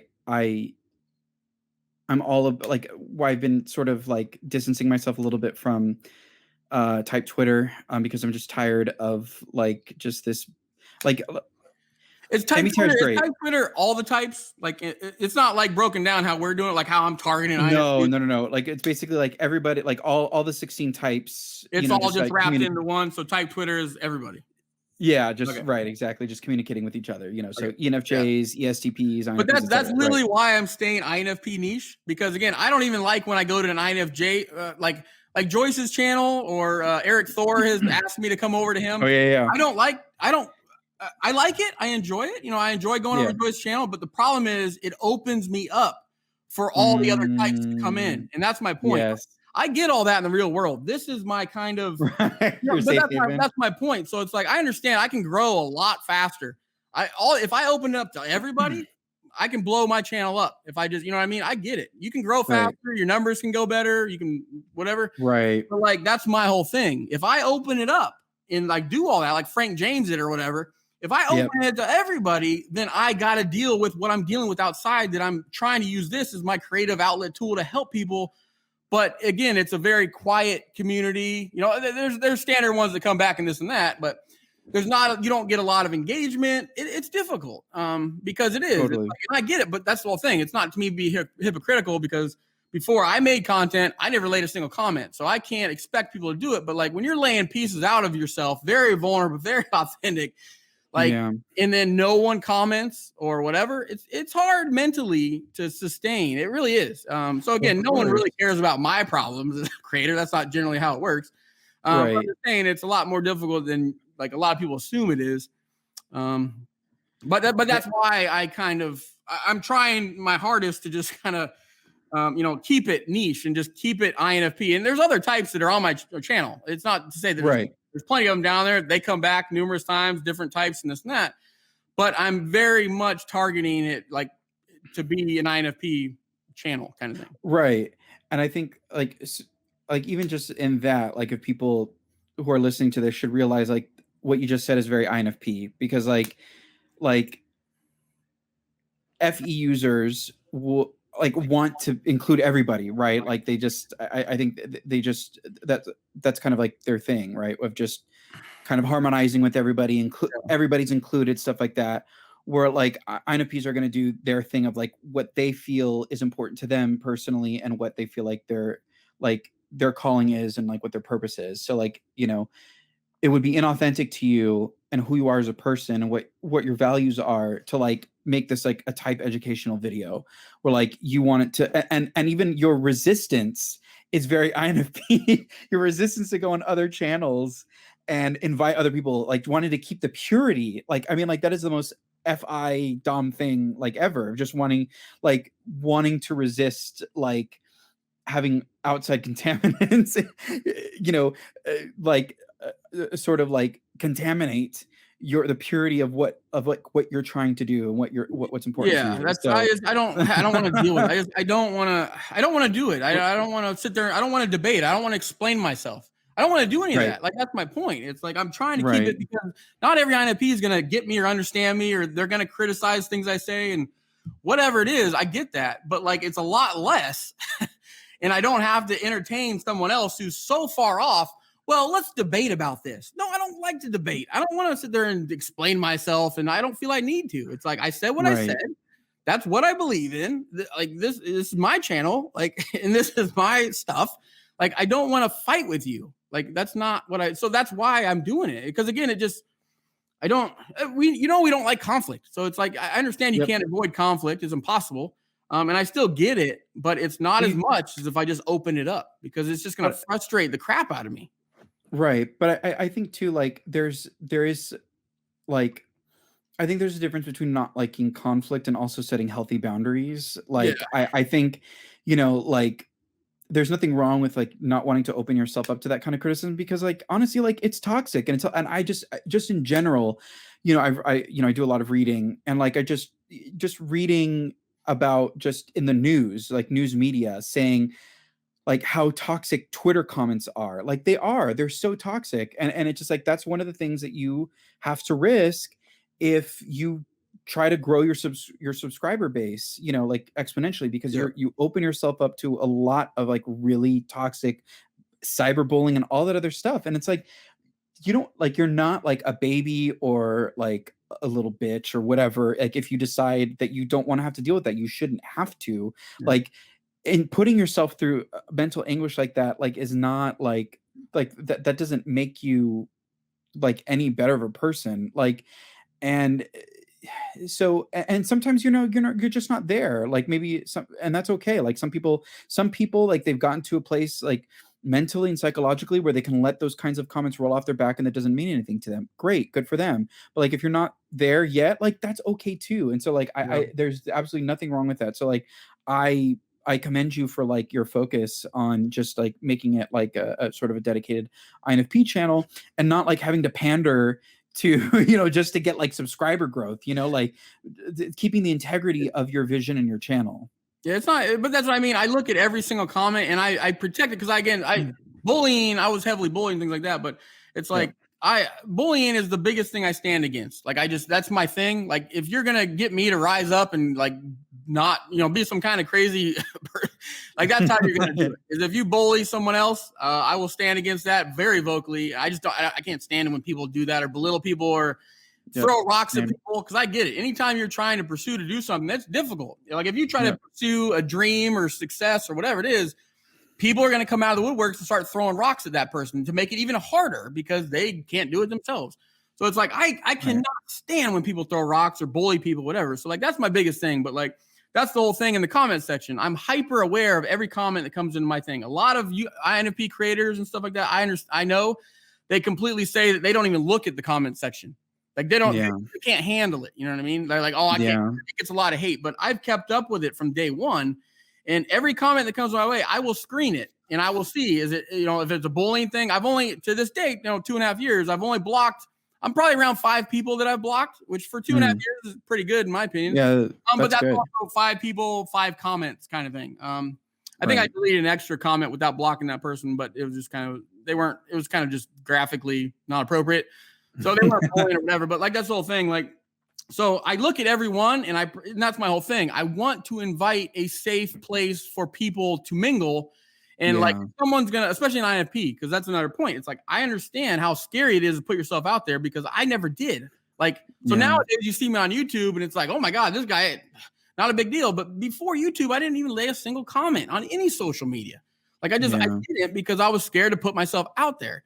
So like, for someone to put themselves out there on my channel and like support me or say whatever they want or open themselves up to potentially help others, like I will protect that. I'm trying my hardest, like to protect every comment, and I'm still okay at this level where I'm at. I'm still able to do it, but that's one of my fears about YouTube. It's like, I'm going to get to a certain level to where I get too many comments coming in to where I can't. And that's my monitor. Like, can I actually sustain YouTube at 20,000 subscriber kind of level? Like, can I even do that? Because again, that's my thing. It's like, I want to protect the people that support me and want to put themselves out there. And a lot of people, hey, you're the first comment I've ever put out on YouTube ever in my whole life. That means a lot to me, because I know how hard it was for them to do that. So like, I am going to watch over their comment to where if someone comes 6 months later and tries to say, well, that's a stupid comment, I'm going to delete that person immediately. No questions asked. Right. Like, just because I don't, that's not cool. So like, but that's what I'm saying. I can do it to a targeted INFP place, because generally you're not going to get there's going to be misunderstanding and there's going to be, some disagreements, there's going to be that naturally with humans. Right. INFPs, we're a very individualistic, different type people. So we're not going to agree on everything, but it's going to be a lot limited to where I don't got to sit there and deal with a, whatever kind of type that just like, that is wrong. It's not wrong. It's wrong with you. It's not wrong. It's just not preferred with you. It's not preferred with me. That's it. Like no one's right or wrong. It's just, you can't just attack me and say you're wrong because of this. No, I'm not wrong. I just prefer to do it this way. Right. And so like, it's really frustrating because like I just don't understand that mentality of like why that needs to be policed. Somebody saying, "Oh, you're wrong" or whatever. It's just like I think a lot of times like that there's when people do that, like there's definitely like a projection of their own insecurity.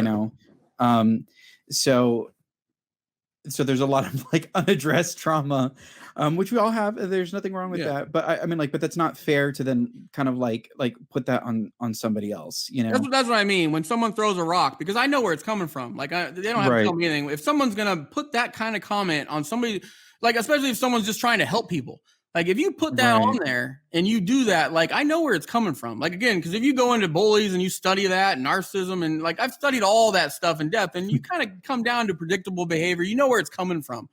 So when you understand that with people that make comments like that, it does help you kind of navigate them better and understand and not take it super. Because like again, it's like I know, okay, I understand what this guy, but it doesn't mean it's right. It doesn't give someone a right to go sit there and take their unresolved insecurities of not doing their own work in their own private time and then deflect it and start taking other people down with them, because that is what I despise it the most. And like I have plenty of my low days. People see me on my YouTube videos and be like, "Man, that guy's got it all together. He's got a perfect life," or whatever. Like, no, I don't. I get off. I've had weeks and weeks. Like, I haven't been on YouTube in like 2 months because like I've had lots of things going on in my real life that I'm just trying to focus on to get through this little low point. But I'm not gonna go on and start like, "Oh man, my life sucks right now. I'm gonna go start throwing rocks at everybody." Like that's not what I'm doing. I don't know. It's just frustrating to me, but yeah. No, I mean, like I get the frustration, especially like when like you're trying really hard to provide a safe space and then also just grow as a person. It's really hard to have like to see that kind of stuff, right? Like it's like I understand why you're doing this. Like I get you. Like you're hurting and you're in pain, and I've been in pain too, so I have empathy for that. But like it's so frustrating, like because you're in a different space mentally, like you're actually trying to like grow and like resolve your issues, and then like somebody else is still kind of like trying to drag everyone down with them. That's really it's tough to like have to deal with and confront. So but that's the basis of like, it is like anytime you try to pursue something you want to do, you can be Mother Teresa, whatever it is. You can be the nicest person in the world. You're going to have people that do that. And that's the unfortunate thing with pursuing things that are not the majority's doing. You're always, because again, the majority of it is validating because maybe they want to do it or maybe they're doing it, but it comes down to they can't overcome their own fears to where it frees them. So then in turn, that's the whole thing. I see things too. And I get little moments of envy when I see someone like whatever it is doing something that looks really awesome that I'm not doing. But there's a choice. Do you use it for inspiration, or do you use it and just start like taking everybody down and be like, well, if they have that, then no one's going to have it. I'm going to ruin it all.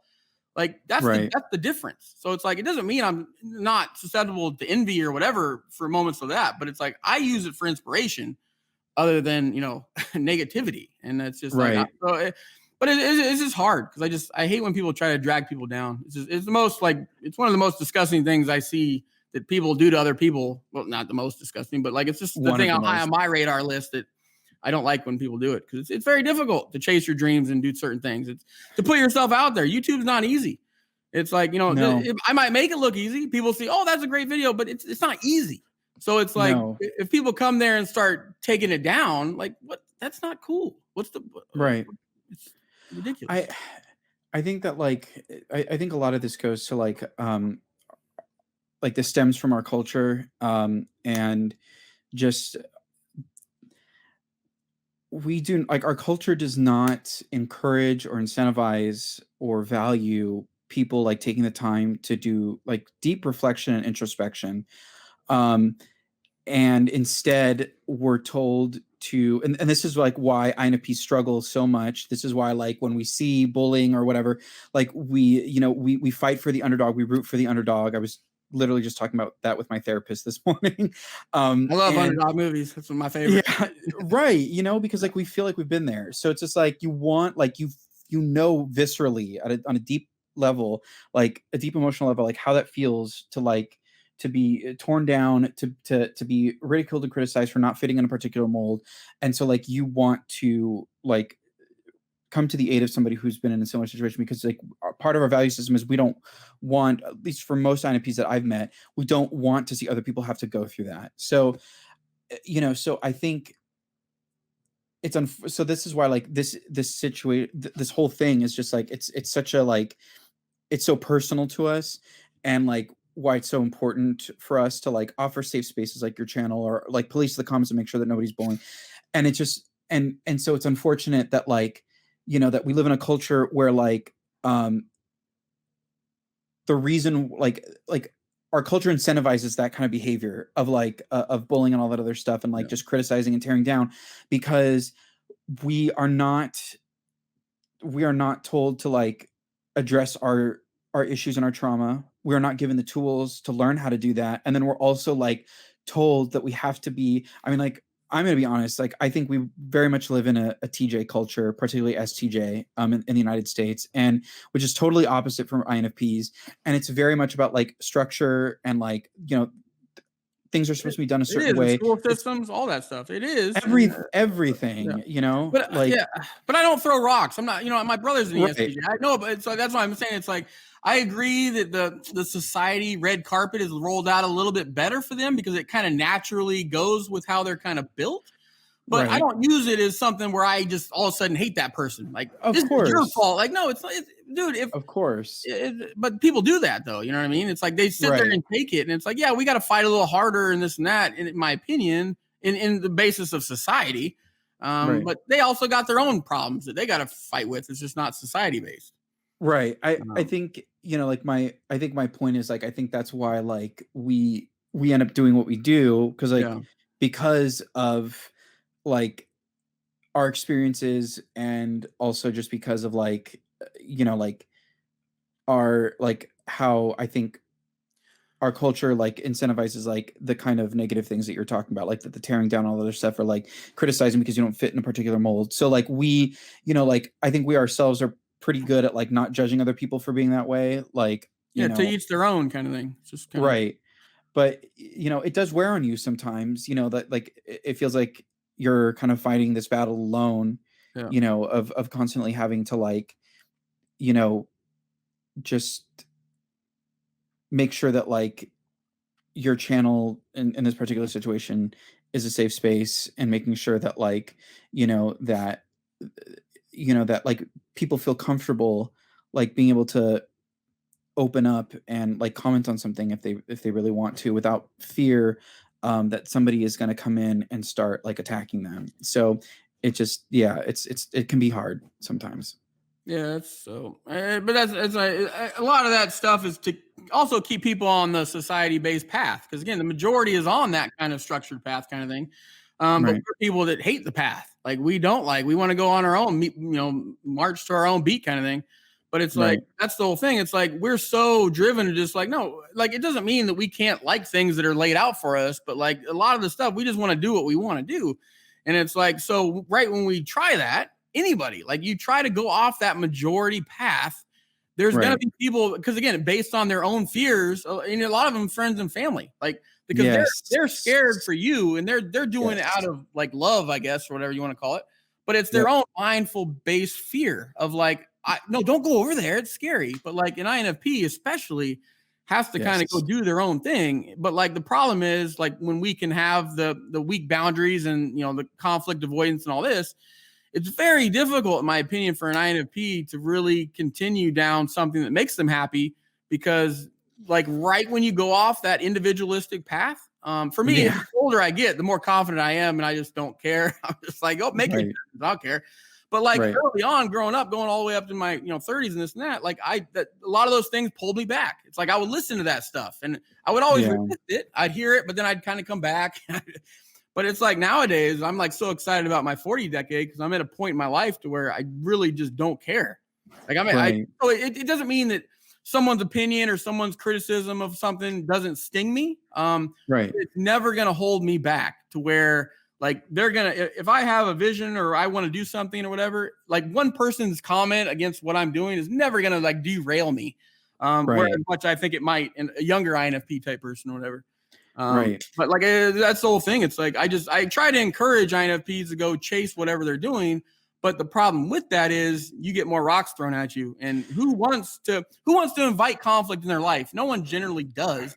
But that's what happens. Like for us, we're so twisted in the world of the world because like we're so driven to do stuff that other people aren't doing, but yet we get attacked heavily, and that's again against how we are. So it's like it's very difficult, I think, for just I don't know. Well, I agree, and it's just like kind of like going to like kind of bring in something that we've discussed earlier before of just like I mean, like I think this is especially cute for male INFPs because there is like a sort of like structure of like how we're supposed to be and how we're supposed to act, and if like we don't fit into the mold, I mean, like this is something that like I am like this is like I get on my soapbox a lot with this of just like the whole masculine norm thing, like that is just something that is it's a really like painful subject for me because like it's just it's just not fair, like there's like a deep pain in the fact that like I'm built this way, this is how I was born, like I don't know any other way to be, and so this is why I fight for underdogs, this is why I'm very much like you and just standing up, try to stand up against bullying, because like I received it so much, and we've discussed, like I know you had a similar experience, and like I said, I think it's particularly cute for male INFPs because we are sensitive, like that's just a thing we are, and like we might not display it always like externally, but you better believe that like we feel it very, very deeply, and that just I don't know any other way to be, and I think what makes it harder, I think, because I'm fairly certain we were discussing you have ADHD, I have ADHD, like people have ADHD have emotional dysphoria. That's one of the things, like because it's very hard to like our brain has a difficult time like regulating like sort of like the physiological like emotional affects that happen in our bodies when we are feeling a particular way, angry, sad, or whatever, like it just like we have a hard time regulating it, so we feel all of it, it's like, and so like so it's just so there's nothing we can that's just how we're built, and so like I'm just so frustrated, and this is why like your channel has been like really cathartic for me, the 2 videos that you did about like INFP males and like the whole alpha male thing and stuff like that the rant that you did, it spoke to me on such a deep level, and so that's why I'm like really thankful that you have this channel, because like I'm a great example of like you don't know like who you will touch and who you will affect in a really positive way. That's my thing that I gotta carry. Like again, as a creator for the, I'm sorry to cut you off, but like this is one of my struggles for me to mentally sustain, because again, like you've never commented on my channel, like again, so but it's fine. But like that's my whole thing. It's like I put stuff out there, and I'm excited about it. I know what I said. I'm like super pumped, but like a lot of it, I don't get a lot of engagement, right? So it's like, there's some that come on there and they'll say like, oh man, that was awesome, thanks a lot. And I don't need that. I don't need someone to say good job to me. I don't need any of that crap. I don't, but I do. So again, the contradictory lifestyle of an INFP haunts me in every aspect of my life. So it's like I want, but I don't. But that's my whole thing. It's very hard for me to make videos all the time because I don't get a lot of comments. So like, you just gotta do it. That's my whole point. It's like you gotta just do it. You never know, and like that's what I mean. I appreciate. It's always good to hear it Like even if it's years later or whatever, someone says, "Oh man, you really helped me out." So those really help carry me, you know. But again, I don't ever really know, and I don't expect people to because I never did. And that's just that's part of my thing. I gotta mentally hold that in and just no, Sean, you can't ask them to do that because you are targeting INFPs. They don't want to necessarily put themselves out there and say it, but just know that you probably are helping people with what you're doing. So just keep doing it and don't give up. If I could like, I guess if I could make a recommendation, like I think this would be perfect for INFPs.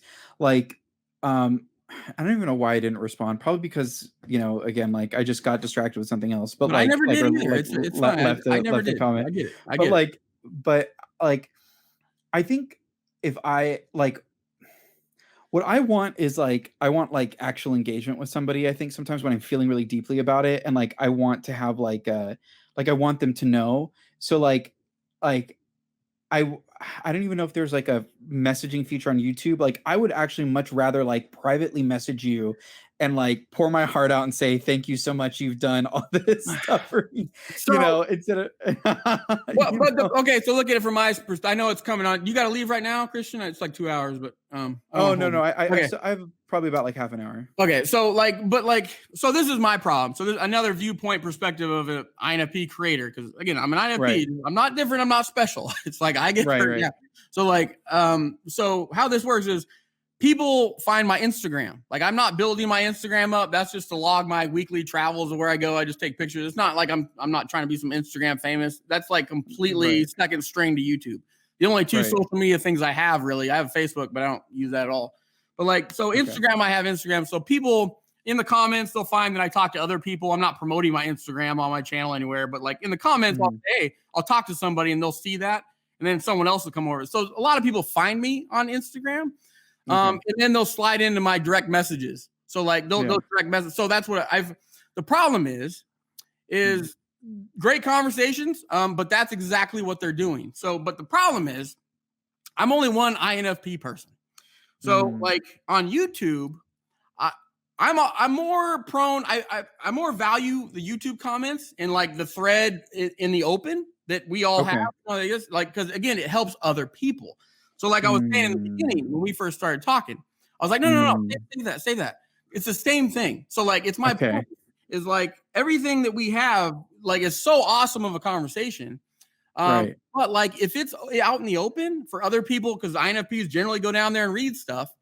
It's more I'll invest more of my time, which when you're getting 50 comments a day for an INFP, especially when you engage with most of them and you get in a long walks, like that's very exhausting to me. So I'm not trying to, play my violin and don't feel sorry for me, but I'm just saying, just put yourself in that perspective of 50 text messages a day and you're entertaining that all day. But like, that's my problem. It's like when someone slides over there, then they want like one-on-one attention. It's like, then I'm conversating, but they're all dying. All the conversation is dead over here. So it's like, that's my thing. It's like, I do it, but I do have conversations with people that literally every day, how you doing, Sean? Everything. And then they just want to talk to me every single day because they're excited. No, but they are. It's like, there's been numerous ones that I've had to have the conversation with, this exact conversation, where it's like, I try to do it in a tactful way where I'm not being mean because I know what they're doing. I know why they're doing it. I know why you're saying it. But for me, all you're going to do is burn me down even more. So I'm trying to basically boundary myself to where I don't burn down, and then I don't run away for YouTube for 2 months, and then I don't help anybody. And so that's what I'm trying to do. I'm trying to do it under the construct of like, I'm okay with you guys in the YouTube comments because I see extended value for other people. But over here, it's like I can't talk to 30 people independently over here. Like, because you guys don't see it. It's just me and you talking. But the problem is I had 20 other people also talking, and that's filled up time that I really don't have much of every day. Because again, a lot of that stuff gets really deep. So like that stuff sits in my mind. And like if I have 20 people direct messaging me like with their own stuff, I got to process all that stuff and I can't go to sleep. I can't do nothing. So like it just, so I get it. I appreciate it. And that's what I'm saying. I understand fully why you want that. But like for me to be one person, an INFP person, like I can't. I can't do it.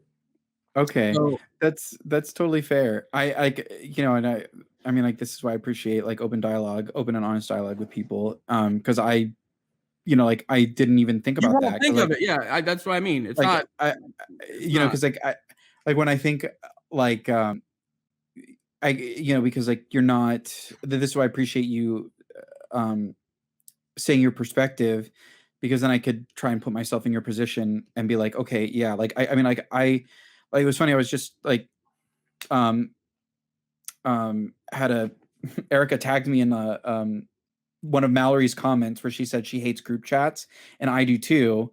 Like, I don't like being part of like multiple group chat. It's a little bit different than your situation, but like my point being is that like I don't like I don't like group chats because like it's overstimulation of too many people talking at the same time. And Yeah. then if I'm in multiple group chats, then like I will have never ending notifications of just constant pinging of like Dude, people I ignore just all those. I delete all that crap. Like anytime I'm in right. a So group chat, I'm like, delete.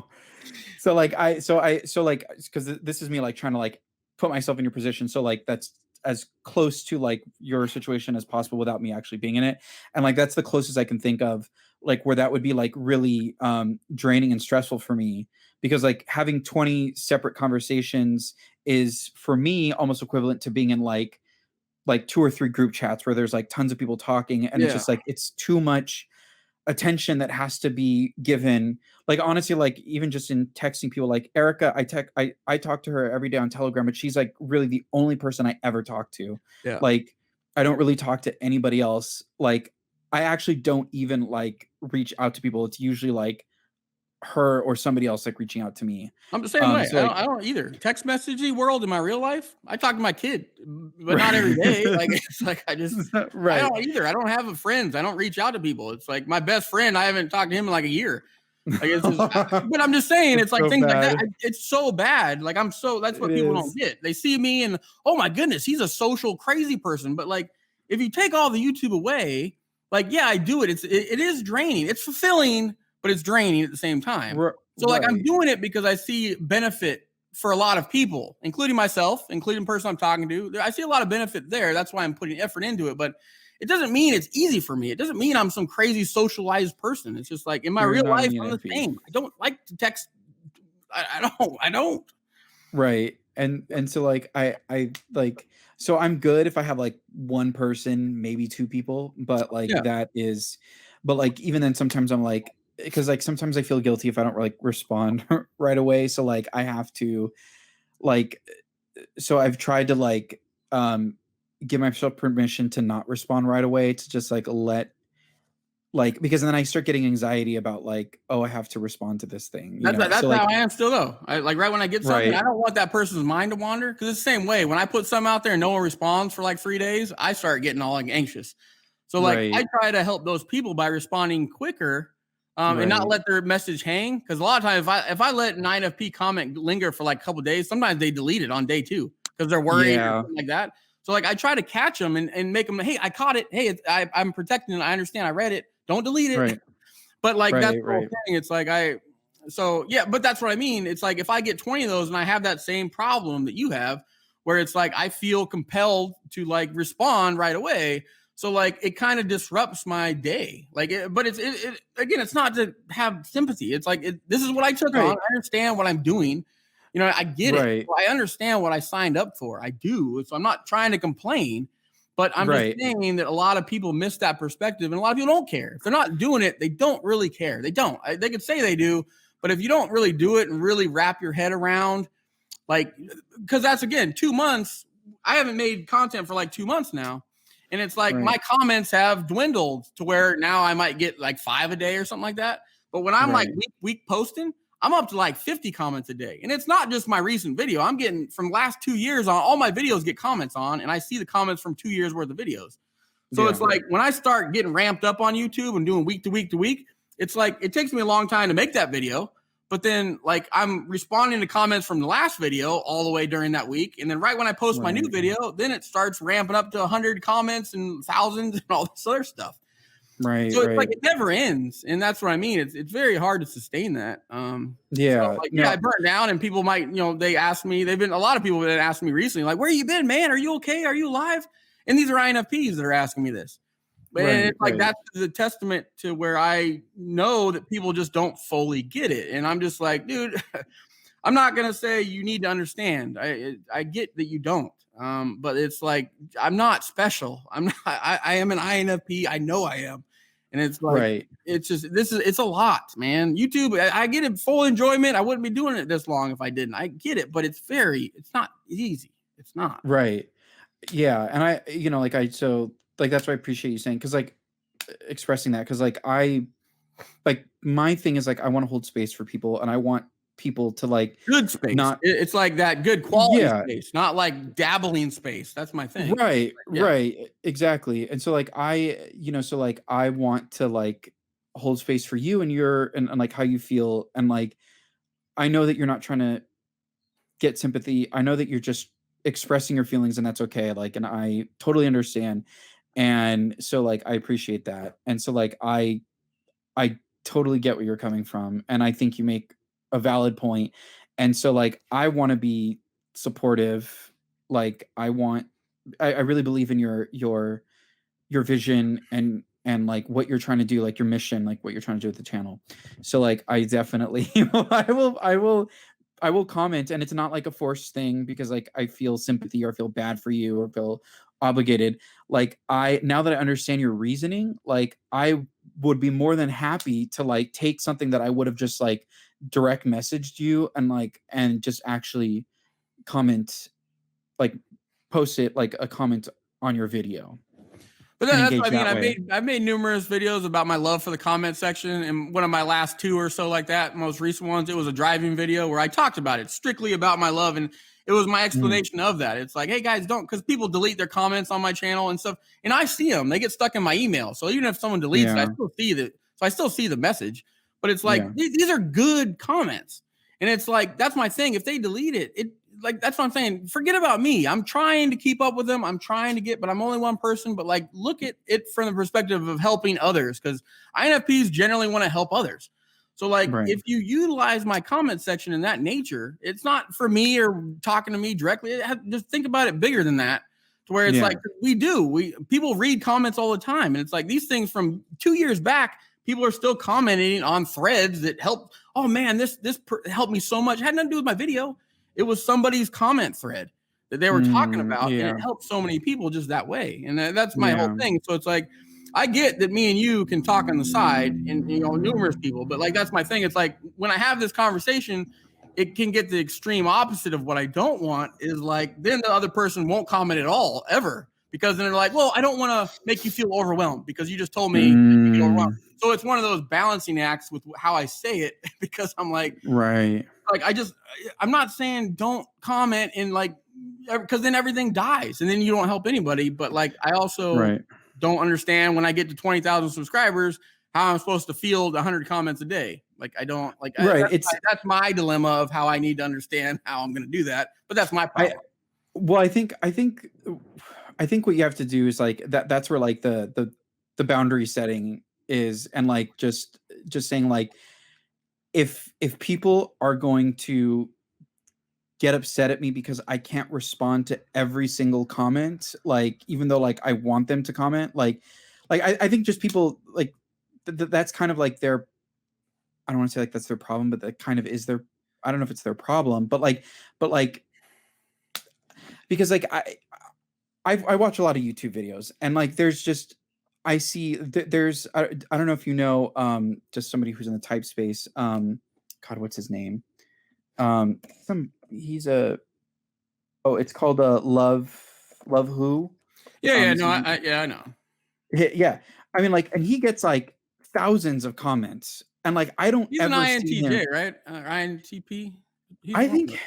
so, I like think I he don't know, said it before. It's like I think he's yeah, a lot of people like are saying like he's INTP, but like he took the 16 personality.com test, and he tested as ISTJ. And like, I don't know if he's IC. Honestly, like, I think he could probably be INTJ. It's just like, the way, like, because when he was taking those 16 personalities tests, like the way he was answering the questions, like the way he was like reasoning through the questions, it sort of sounded more TJ, like more like a TEFI than, but I digress. So, but I don't see him. I mean, and he still gets subscribers, and like that doesn't stop him from his channel getting popularity. I don't see him respond to every single comment. So like, I think it's just like at some point, like you yourself have to be okay with like, if some people are going to be like people need to understand that I want them to comment, and like their comment, they shouldn't though expect that like I'm going to respond to like every single one, because it's impossible. And if they can't understand that, then no, yeah, I mean that's the logic of it. Yeah, I get that. It's just, but it's it's the other person's problem of rationalizing that too. So it's like that's my whole thing. It's like, because it does suck when I get a really good comment and then they delete it. But a lot of that is based on like, well, no one cares about this. I just wasted my time. He's not going to answer. But I'm like, no, just leave it there. Leave the comment. And that's why I made that last video, because it was just, I make it, I swear I make one of those videos about every 6 months to kind of like, hey guys, I love the comment section. Just understand, like, just leave them on there. So like, that was my plea, because it was kind of to help like blanket everybody, because I kept getting people and I kept one-on-one in them. But like week after week, people would just come and delete stuff. I'm just like, no, just everybody saw it. That was my plea. It doesn't mean everyone watched that video. But it's like, that's kind of my blanket plea to like of the reasoning behind it. Because I do, I see so much value in the comment section. I always have from day one. But that's my whole thing. It's like, that's my dilemma. It's like, because when I get bigger and things like that, I have to let comments go more. Like right now, I can kind of sustain all of them. I can kind of keep up with them. I can kind of respond. I'm kind of, instead of responding to all of them in depth like I used to forever, like I'd make long threads. Now I'm kind of getting to where, sometimes I just have to leave a heart. And the heart is not because it's a magical comment, but it's the heart is saying that I appreciate your vulnerability. I appreciate you putting this out there. I appreciate. So it's like, a lot of people, people have said that they hate that I heart everything. But my heart is not some kind of thing to, I don't know, whatever statistic, whatever it is. It has nothing to do with that. It's another reason why I do it. But like, that's why that's where I'm going. So I'm trying to at least heart things instead of replying to every single comment that I did, at least for the first year and a half in depth. But I got to but in the future, then I'm going to get to a point where I just can't even do that. So I got to kind of let it go even more. But that's my internal struggle. Like I was saying, I got to figure that out when I get there. And I get that. Like it's hard, because like I understand like the conundrum that you're in, because it's like, if I don't respond to the comments, or if I don't if I like, or don't like, heart, whatever the comments, then that could affect, one way or the other. Right. And so like, I like that, honestly, that sounds like totally exhausting. Like just living in that, sitting in that tension of like, okay, like if I do this and this can happen, but if I do that, then that happens. Right. So I think though, at some point, like, I think you're never going to be able to please everybody is what's just what it is. And you're just going to have to like, I think it's just something of like, if people want to unfollow me because they don't, which I understand is like totally counter to what you're trying to do. But I think, I feel like everybody like in like social media, like who's an influencer and all that other stuff, has to come to that point, because like I'm on Instagram a lot too. And like, there's just, especially like bigger influencers or celebrities, like, they're getting like 15,000 comments. There's just like absolutely bonkers no way like that they're responding. I see them maybe respond to one or two, sometimes not at all. So like, and people, the thing is like, I guess the way I look at it is like, if somebody's gonna not follow you or be upset just because you don't like them, because they don't have empathy for your situation, then that's not a follower that you want. They're not the type of person that you want on your channel, because they're not going to be promoting your values of like, just inclusivity, empathy, extending grace towards people, having a safe space. So you want to like have like reserve your channel for people who actually like are understanding. And I think like, I know there's complexities in that, like feelings of like, that's the problem. It's like when I'm in a good headspace, I think that way. Like that's what kind of helps me. But like when I easily get down to low and my protective, and this is my passionate project and all this, it's my baby. And my feelings are a little bit just skewed from my stressful life in general. Like, it's like I can get in those low moments where then I lose sight of all that. And then I go down to the, but so I have enough in me to pull myself out exactly how you're logically saying this. That's how I get back into the frame of mind. And then I just go forward. So like I have that ability just in my head in general, but like I slip up and it's just like, I have those moments where I get in those space. I'm like, oh, so I just got to get back up. It's kind of what it is. Yeah.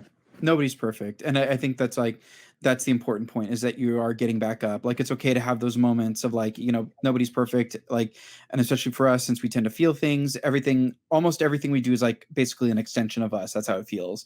So like, if you're, if there's any facet of us, whether that be comments or like hearts on a comment or whatever, that like feels like it's being rejected, it feels like it's like, personal and says something about who we are. So like, I totally understand that. Like, but like, I think it's important, like, it sounds like what you're doing, which is fantastic, is like, feel those things, but then you get back up, and that's really important. Yeah. So this has been a good conversation, man. Yeah, I agree. I see, it's already 2 hours and a half almost. Like, totally go by fast. No, I mean, like, not surprised. I mean, like, when we were talking last week, we were talking for a long time. It didn't feel. Dude, that was like 4 or 5 hours in total, wasn't it? I know it was. I felt bad for Joyce. Like, she's sitting there, like, she had to go get a snack. I emailed her like appreciation afterward. I'm like, dude, do you do that on every single, like, do you guys, because you're on her channel a lot, but does she sit with you guys for 2-3 hours, like, commonly after recordings?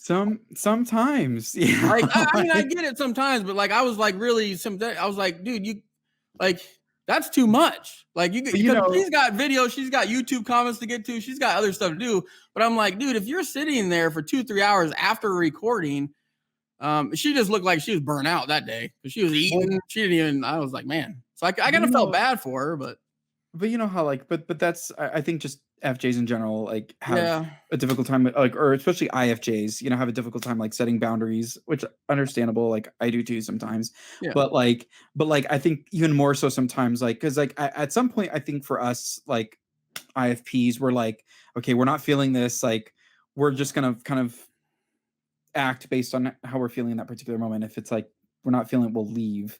I think, after a certain point, but I think, because I'll still stay there longer than I should. But I agree. We probably do have a faster tolerance. I think maybe. I think one of my friends explained it this way: like, our TE, like, even though it's like, unconscious for us, but like our TE like allows us to, like, at some point, like, cut off. So so like, we have the feeling of like, oh, don't want to be here, and then at some point our TE kicks in. It's like, okay, we're gonna act on that.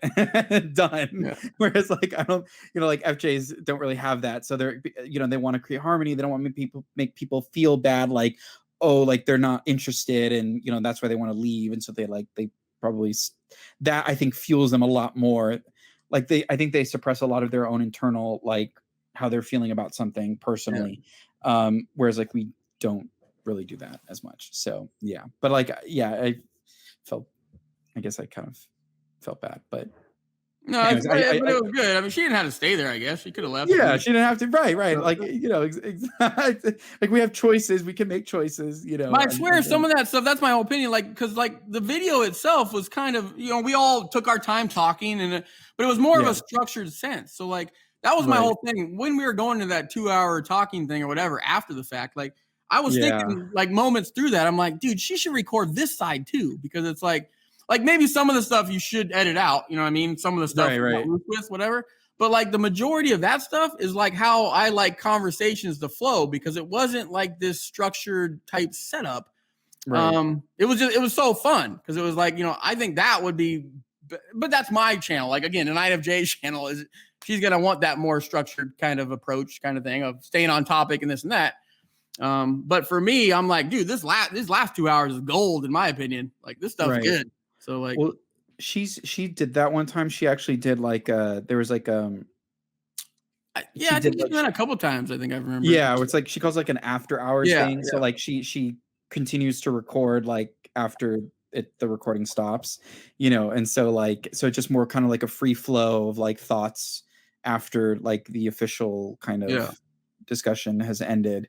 So So I think she's done it, but like that would have, I think, particularly for that conversation, I think would have been really good. But that's why I guess why we're kind of like sort of repeating it here, you know. Yeah, well, I mean, yeah, we triggered off the relationship part because that was a big part of the talking there. So that's where we started at. But I enjoyed this, and like I you know I you know I have to be, you know, like honest, like it's moments like these where like I wish, like, and I'm grateful for these moments, and like whenever I connect particularly with a male and an INFP male, I wish, like, especially like since I've been meeting so many more of them like online and stuff like that, it's like where were you like when I was growing up, or like I wish you were closer, like, and I legit wish, because like I know you don't hang out with anybody, and I would just love if I like lived close by. I would just love to, like, you know, not all the time, but I just would love to like actually like hang out with you in person. But that's the problem. We were it was like a magnet of opposites, because it's like, you know, you're hiding, I'm hiding. So it's like we can't find each other like all our life. You know what I mean? So like if you target that was my whole purpose. I'm like, all right, where are all you people at? Like, I know you guys are out there, but I cannot find you in my real life. So like it doesn't mean that I don't interact with the INFPs on a daily basis. But like they're not gonna necessarily make themselves known, and they're also hiding because they're not the one in your face, like all the, you know, ESF type, whatever. They're the one coming in your face like Tigger, like, hey, look at me. But it's like we're like hiding against the wall and this and that. So it's like it is hard to find, and that's my thing. It's like I relate to INFP females, all types, ages, whatever. But like when I start niching it down, like when you start getting into that male thing, there's certain things, because again, a male INFP is more rare than a female INFP. So we're even, you know, INFP is a small amount, you know, to an extent of the population, but like we're even smaller. So like there is a space that we reserve on each other's level where we have these similar struggles that a lot of people, even the females, don't necessarily get, because our struggle, you know, is like an INFP female is more reserved for a female personality type. It's just, you know, the emotional stuff like that. They can kind of blur into that to where they don't naturally get, she's just being a female. It's accepted. But for us, when we cry or get emotional or whatever, that's not accepted. So like that's the whole thing. It's not saying that INFP females don't have their own share of problems. But it's like an INFP male, I just have that extra little bit of relatableness to them because we are fighting that fight that, you know, a female gender is not. So it's that natural vibe that we got going on. Absolutely. And like, I mean, and it's a really big thing. I mean, like that's like, it's a big kind of deal, you know, like it's a big part of your life. Like that's my point. It is going out the front door, and when that's the majority of your life, like if you have a job and things like that, and you got to kind of mingle with society, that's a large part. It's not like a small little thing. Like, oh man, I'm not. This sucks. Yeah, but it's a small blip of your day. Like this going out in the world, that's a big part of anybody's day. So when it's resistant to how you're naturally built, it sucks. So I don't want to use it as a crutch. And you know, again, like sympathy us, we suck at life. It's just it's just knowledge that we have it harder, and I don't care. People come on and it's like it is. It's true. Like it's harder for us than it is an ESTJ male. It is absolutely. Like, as you're saying, like everybody has their own trials and tribulations, but they're specific to those people, right? Yeah. And specific to us, INFP male, ADHD, all that, whatever. You know, like this is something that's more specific to us, that we have more of a problem than somebody else. Now, you know, if it was like being emotionally available in relationships, that wouldn't be an issue that we'd have. Maybe a TJ or a TP might have those kinds of issues, right? So like that's a struggle that they'd have.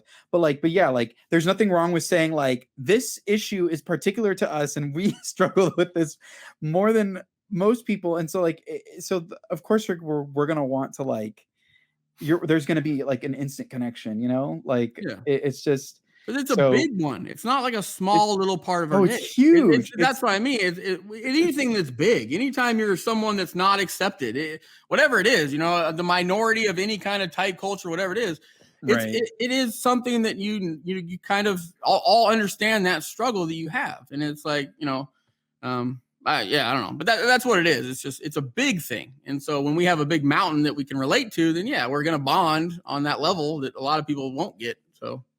And that's why like I I'm glad that I've had this conversation with you.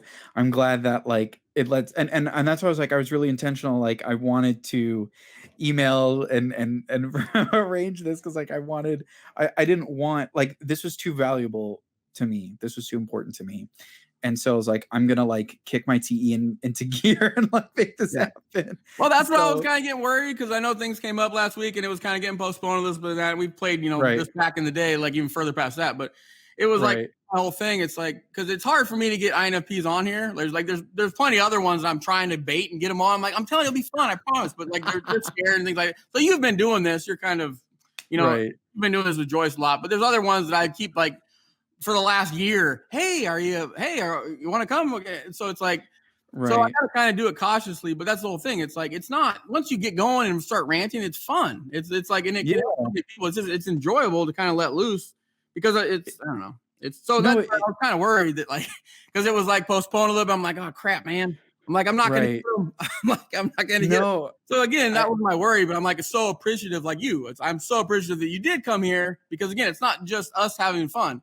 The audience will have fun with us. And that's the whole point. It's like, they can go down here and be like, a lot of them are like, dude, I felt like I was sitting right there with you guys. Like, it was like this bunch of friends talking. And that's what a lot of these people that like these kind of content, like not a lot of, the majority don't like the long ones, but there's definitely a specific group of people that love these long ones and they'll watch the thing to the front to the back.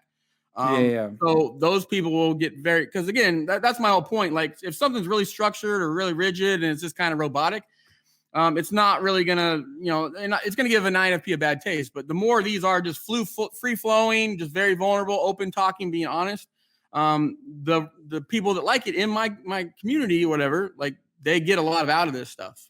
Right.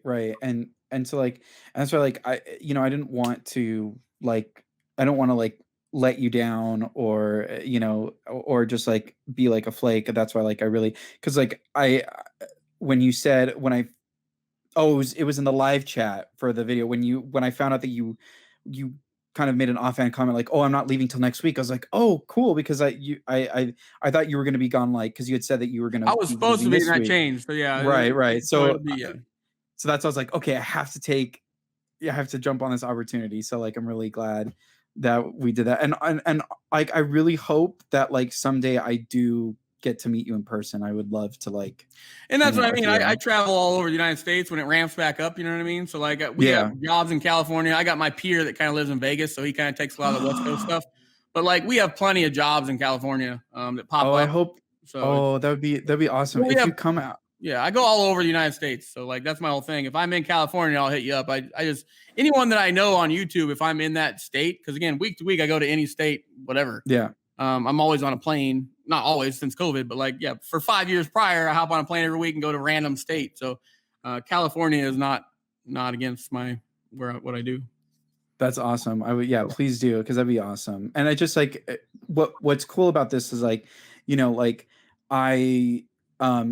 I mean, it's not like they're that much older than me, but you do have like, you are older and you have more experience. So it's like, it's nice to like have an older male INFP type of thing. You know what I'm saying? Like where it's like, okay, like this person has been through stuff and like they have like wisdom and experience that like, that they could convey or impart to me. But that's what a lot of my audience is, obviously the 20-year-olds and things like that. And so like a lot of the males that I'm talking to are in the 20s and things like that, like younger than you or whatever.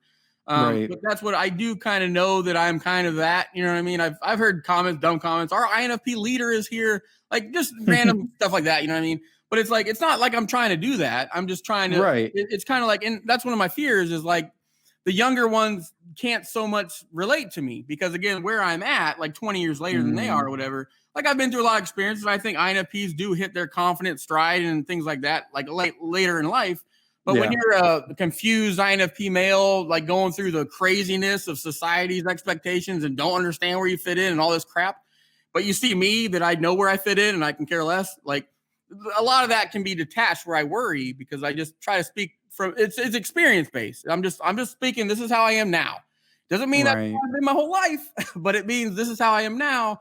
So like it's something that you can like look forward to, I guess, in opinion, or like, just hang on, like hang on through the 20 years, hang on, Yeah. it sucks because I was there. I'm not special. I didn't just skip it and just like, I went through all that crap of confusion and not knowing what the hell's going on, all that. So like nowadays I do, portray more of a confident type person, I guess. And I'm more bold and I'm more putting myself out there and this and that. But for the majority of my life, I didn't put myself out there at all. So yeah, you're seeing 2 years of me that I never had for the 38 years prior. But right. people, it's sometimes they miss that connection. They just assume that this guy there is no way that an INFP does that. Yeah, but how many 40-year-old INFPs do you know? Right, exactly. But that's my what I think. That's what I mean. When you suppress yourself for as long as we might do and just hold all your stuff in and don't share it with the outside world and things like that, the longer you hold it in, you get to a point where like that's what happened to me. I had enough. I was tired of it. I was tired of being suppressed. I was tired of people saying I can't do this. Like I was tired of not being able to pet a puppy because I was going to get all this colorful comments from all the males around me that in my industry are not INFP. Right.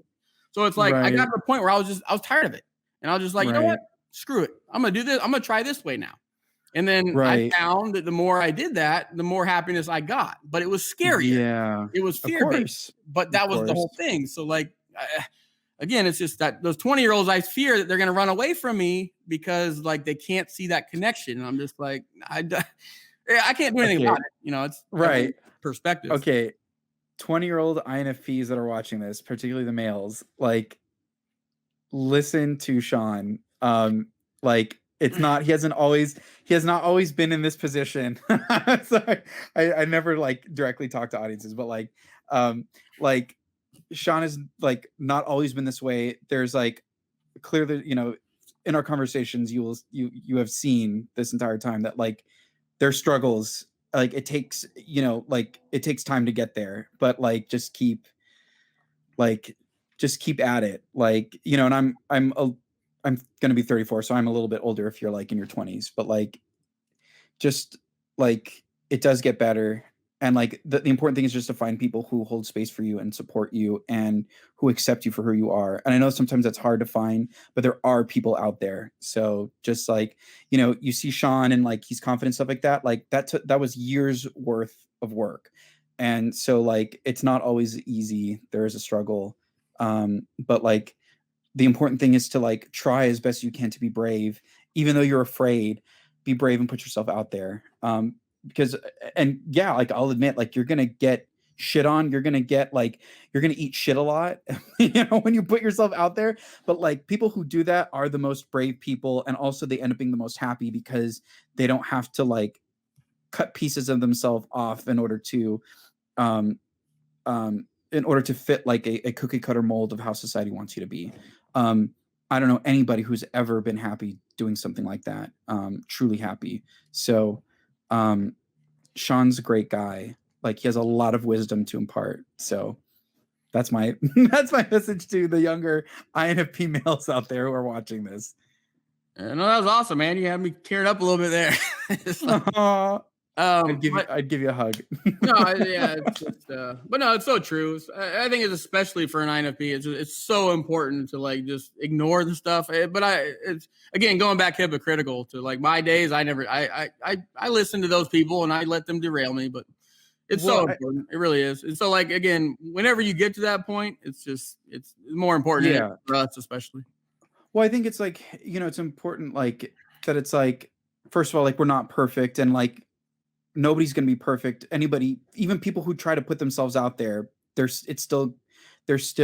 not always going to put themselves out there. So like, I think the important thing too is just to like learn from people who have come before you, who have wisdom and experience and who have gone through it and have pretty much come out the other side, even if you weren't perfect at it all the time, like, that kind of thing. So like, even though Sean, like you did might have in the past let things get to you more than you should have. But like, the important thing is like, now you've pushed through that, and so like that is something that's the important thing is you've pushed through, and like now you from experience you can say that you're a happier person, and so that's that's. And I made this video that I'll send you an email after this, but like I made this video. It was one of my recent ones. I don't think you probably watched, but it was one about where I said that like I feel like there's a switch about INFPs around their 35-40 mark.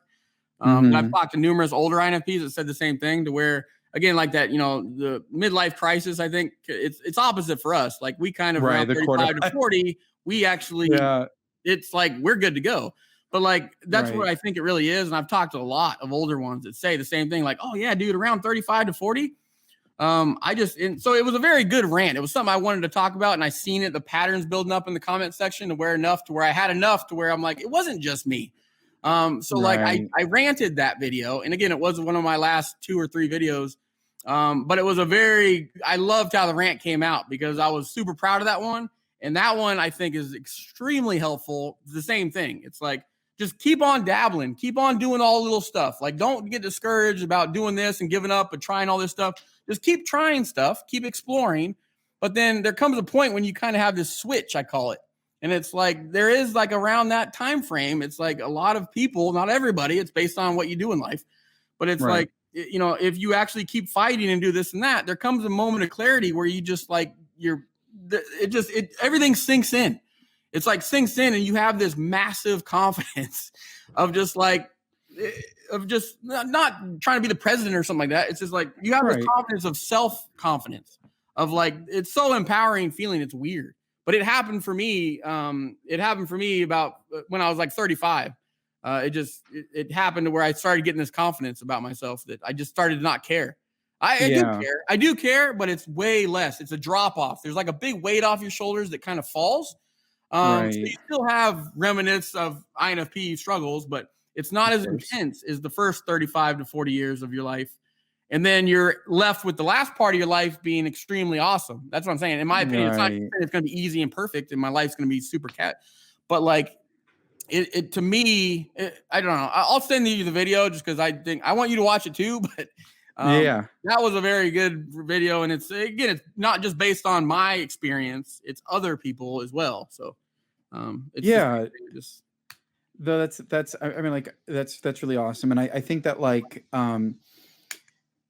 for me, like I'm going to be 34 this year, but I'm starting to feel like I'm breaking out of that a little bit, like the beginning stage of that. And I think what's like probably accelerating that a lot is therapy. And for anybody who's watching, like, therapy's not for everybody, but man, like if like it is so, like if you can find the right therapist, I mean, like it's a life-changing experience, like in particular for INFPs, just because we don't have a lot of outlets to kind of like express like all of like the deep and crazy and like conflicting feelings that we have. And it's hard, to find other of ours, other people like us, other INFPs, just like, Sean was saying, like, because we don't exactly announce ourselves. So, and like, not everybody also is familiar with MBTI. So, even if there was an INFP or somebody who would be an INFP, they might not know that. So like, but like, I think it's particularly important for INFPs. Like if you have the monetary resources, like go to therapy, like, because like it really helps make sense of all of like the feelings that I have. And also just a lot of validation of like, no, there's nothing wrong with how you're feeling.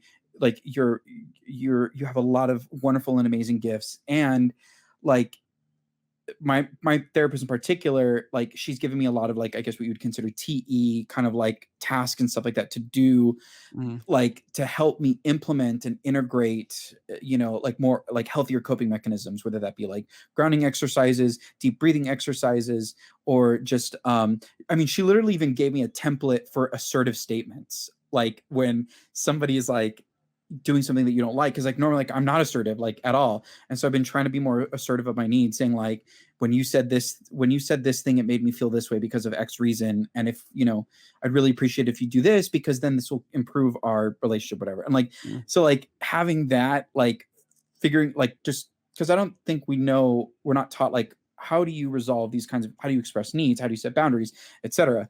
And so like therapy has given me the tools to do that. So like now I'm happier and I'm more confident, and I have like tools to figure out like how to just be more confident in who I am, So, and then along with channels like this where you can like interact with other people who have gone through similar experiences. So yeah, that's just also my 2 cents. All right, you want to end it on that? Sure. It's time for you to do whatever you got to do. But no, I appreciate it so much, Cristian, for real. This was fun. Like, I don't know. It was good. So you got to come back at some point. I'm sure everyone's gonna be like, I want Cristian back. Oh, I would love to come back. So And I mean, I'm sure it won't be for like a year, but like whenever we get to it. But yeah, no, it'll be less than that. But no, it's just like, yeah, it's, I don't know. I always like these things. They're just fun. Same. So, Agreed. Thank you so much, Sean. I really appreciate you inviting me on here. All right, man. Have a good day or weekend or whatever. I'm not good at goodbyes, Cristian. All right.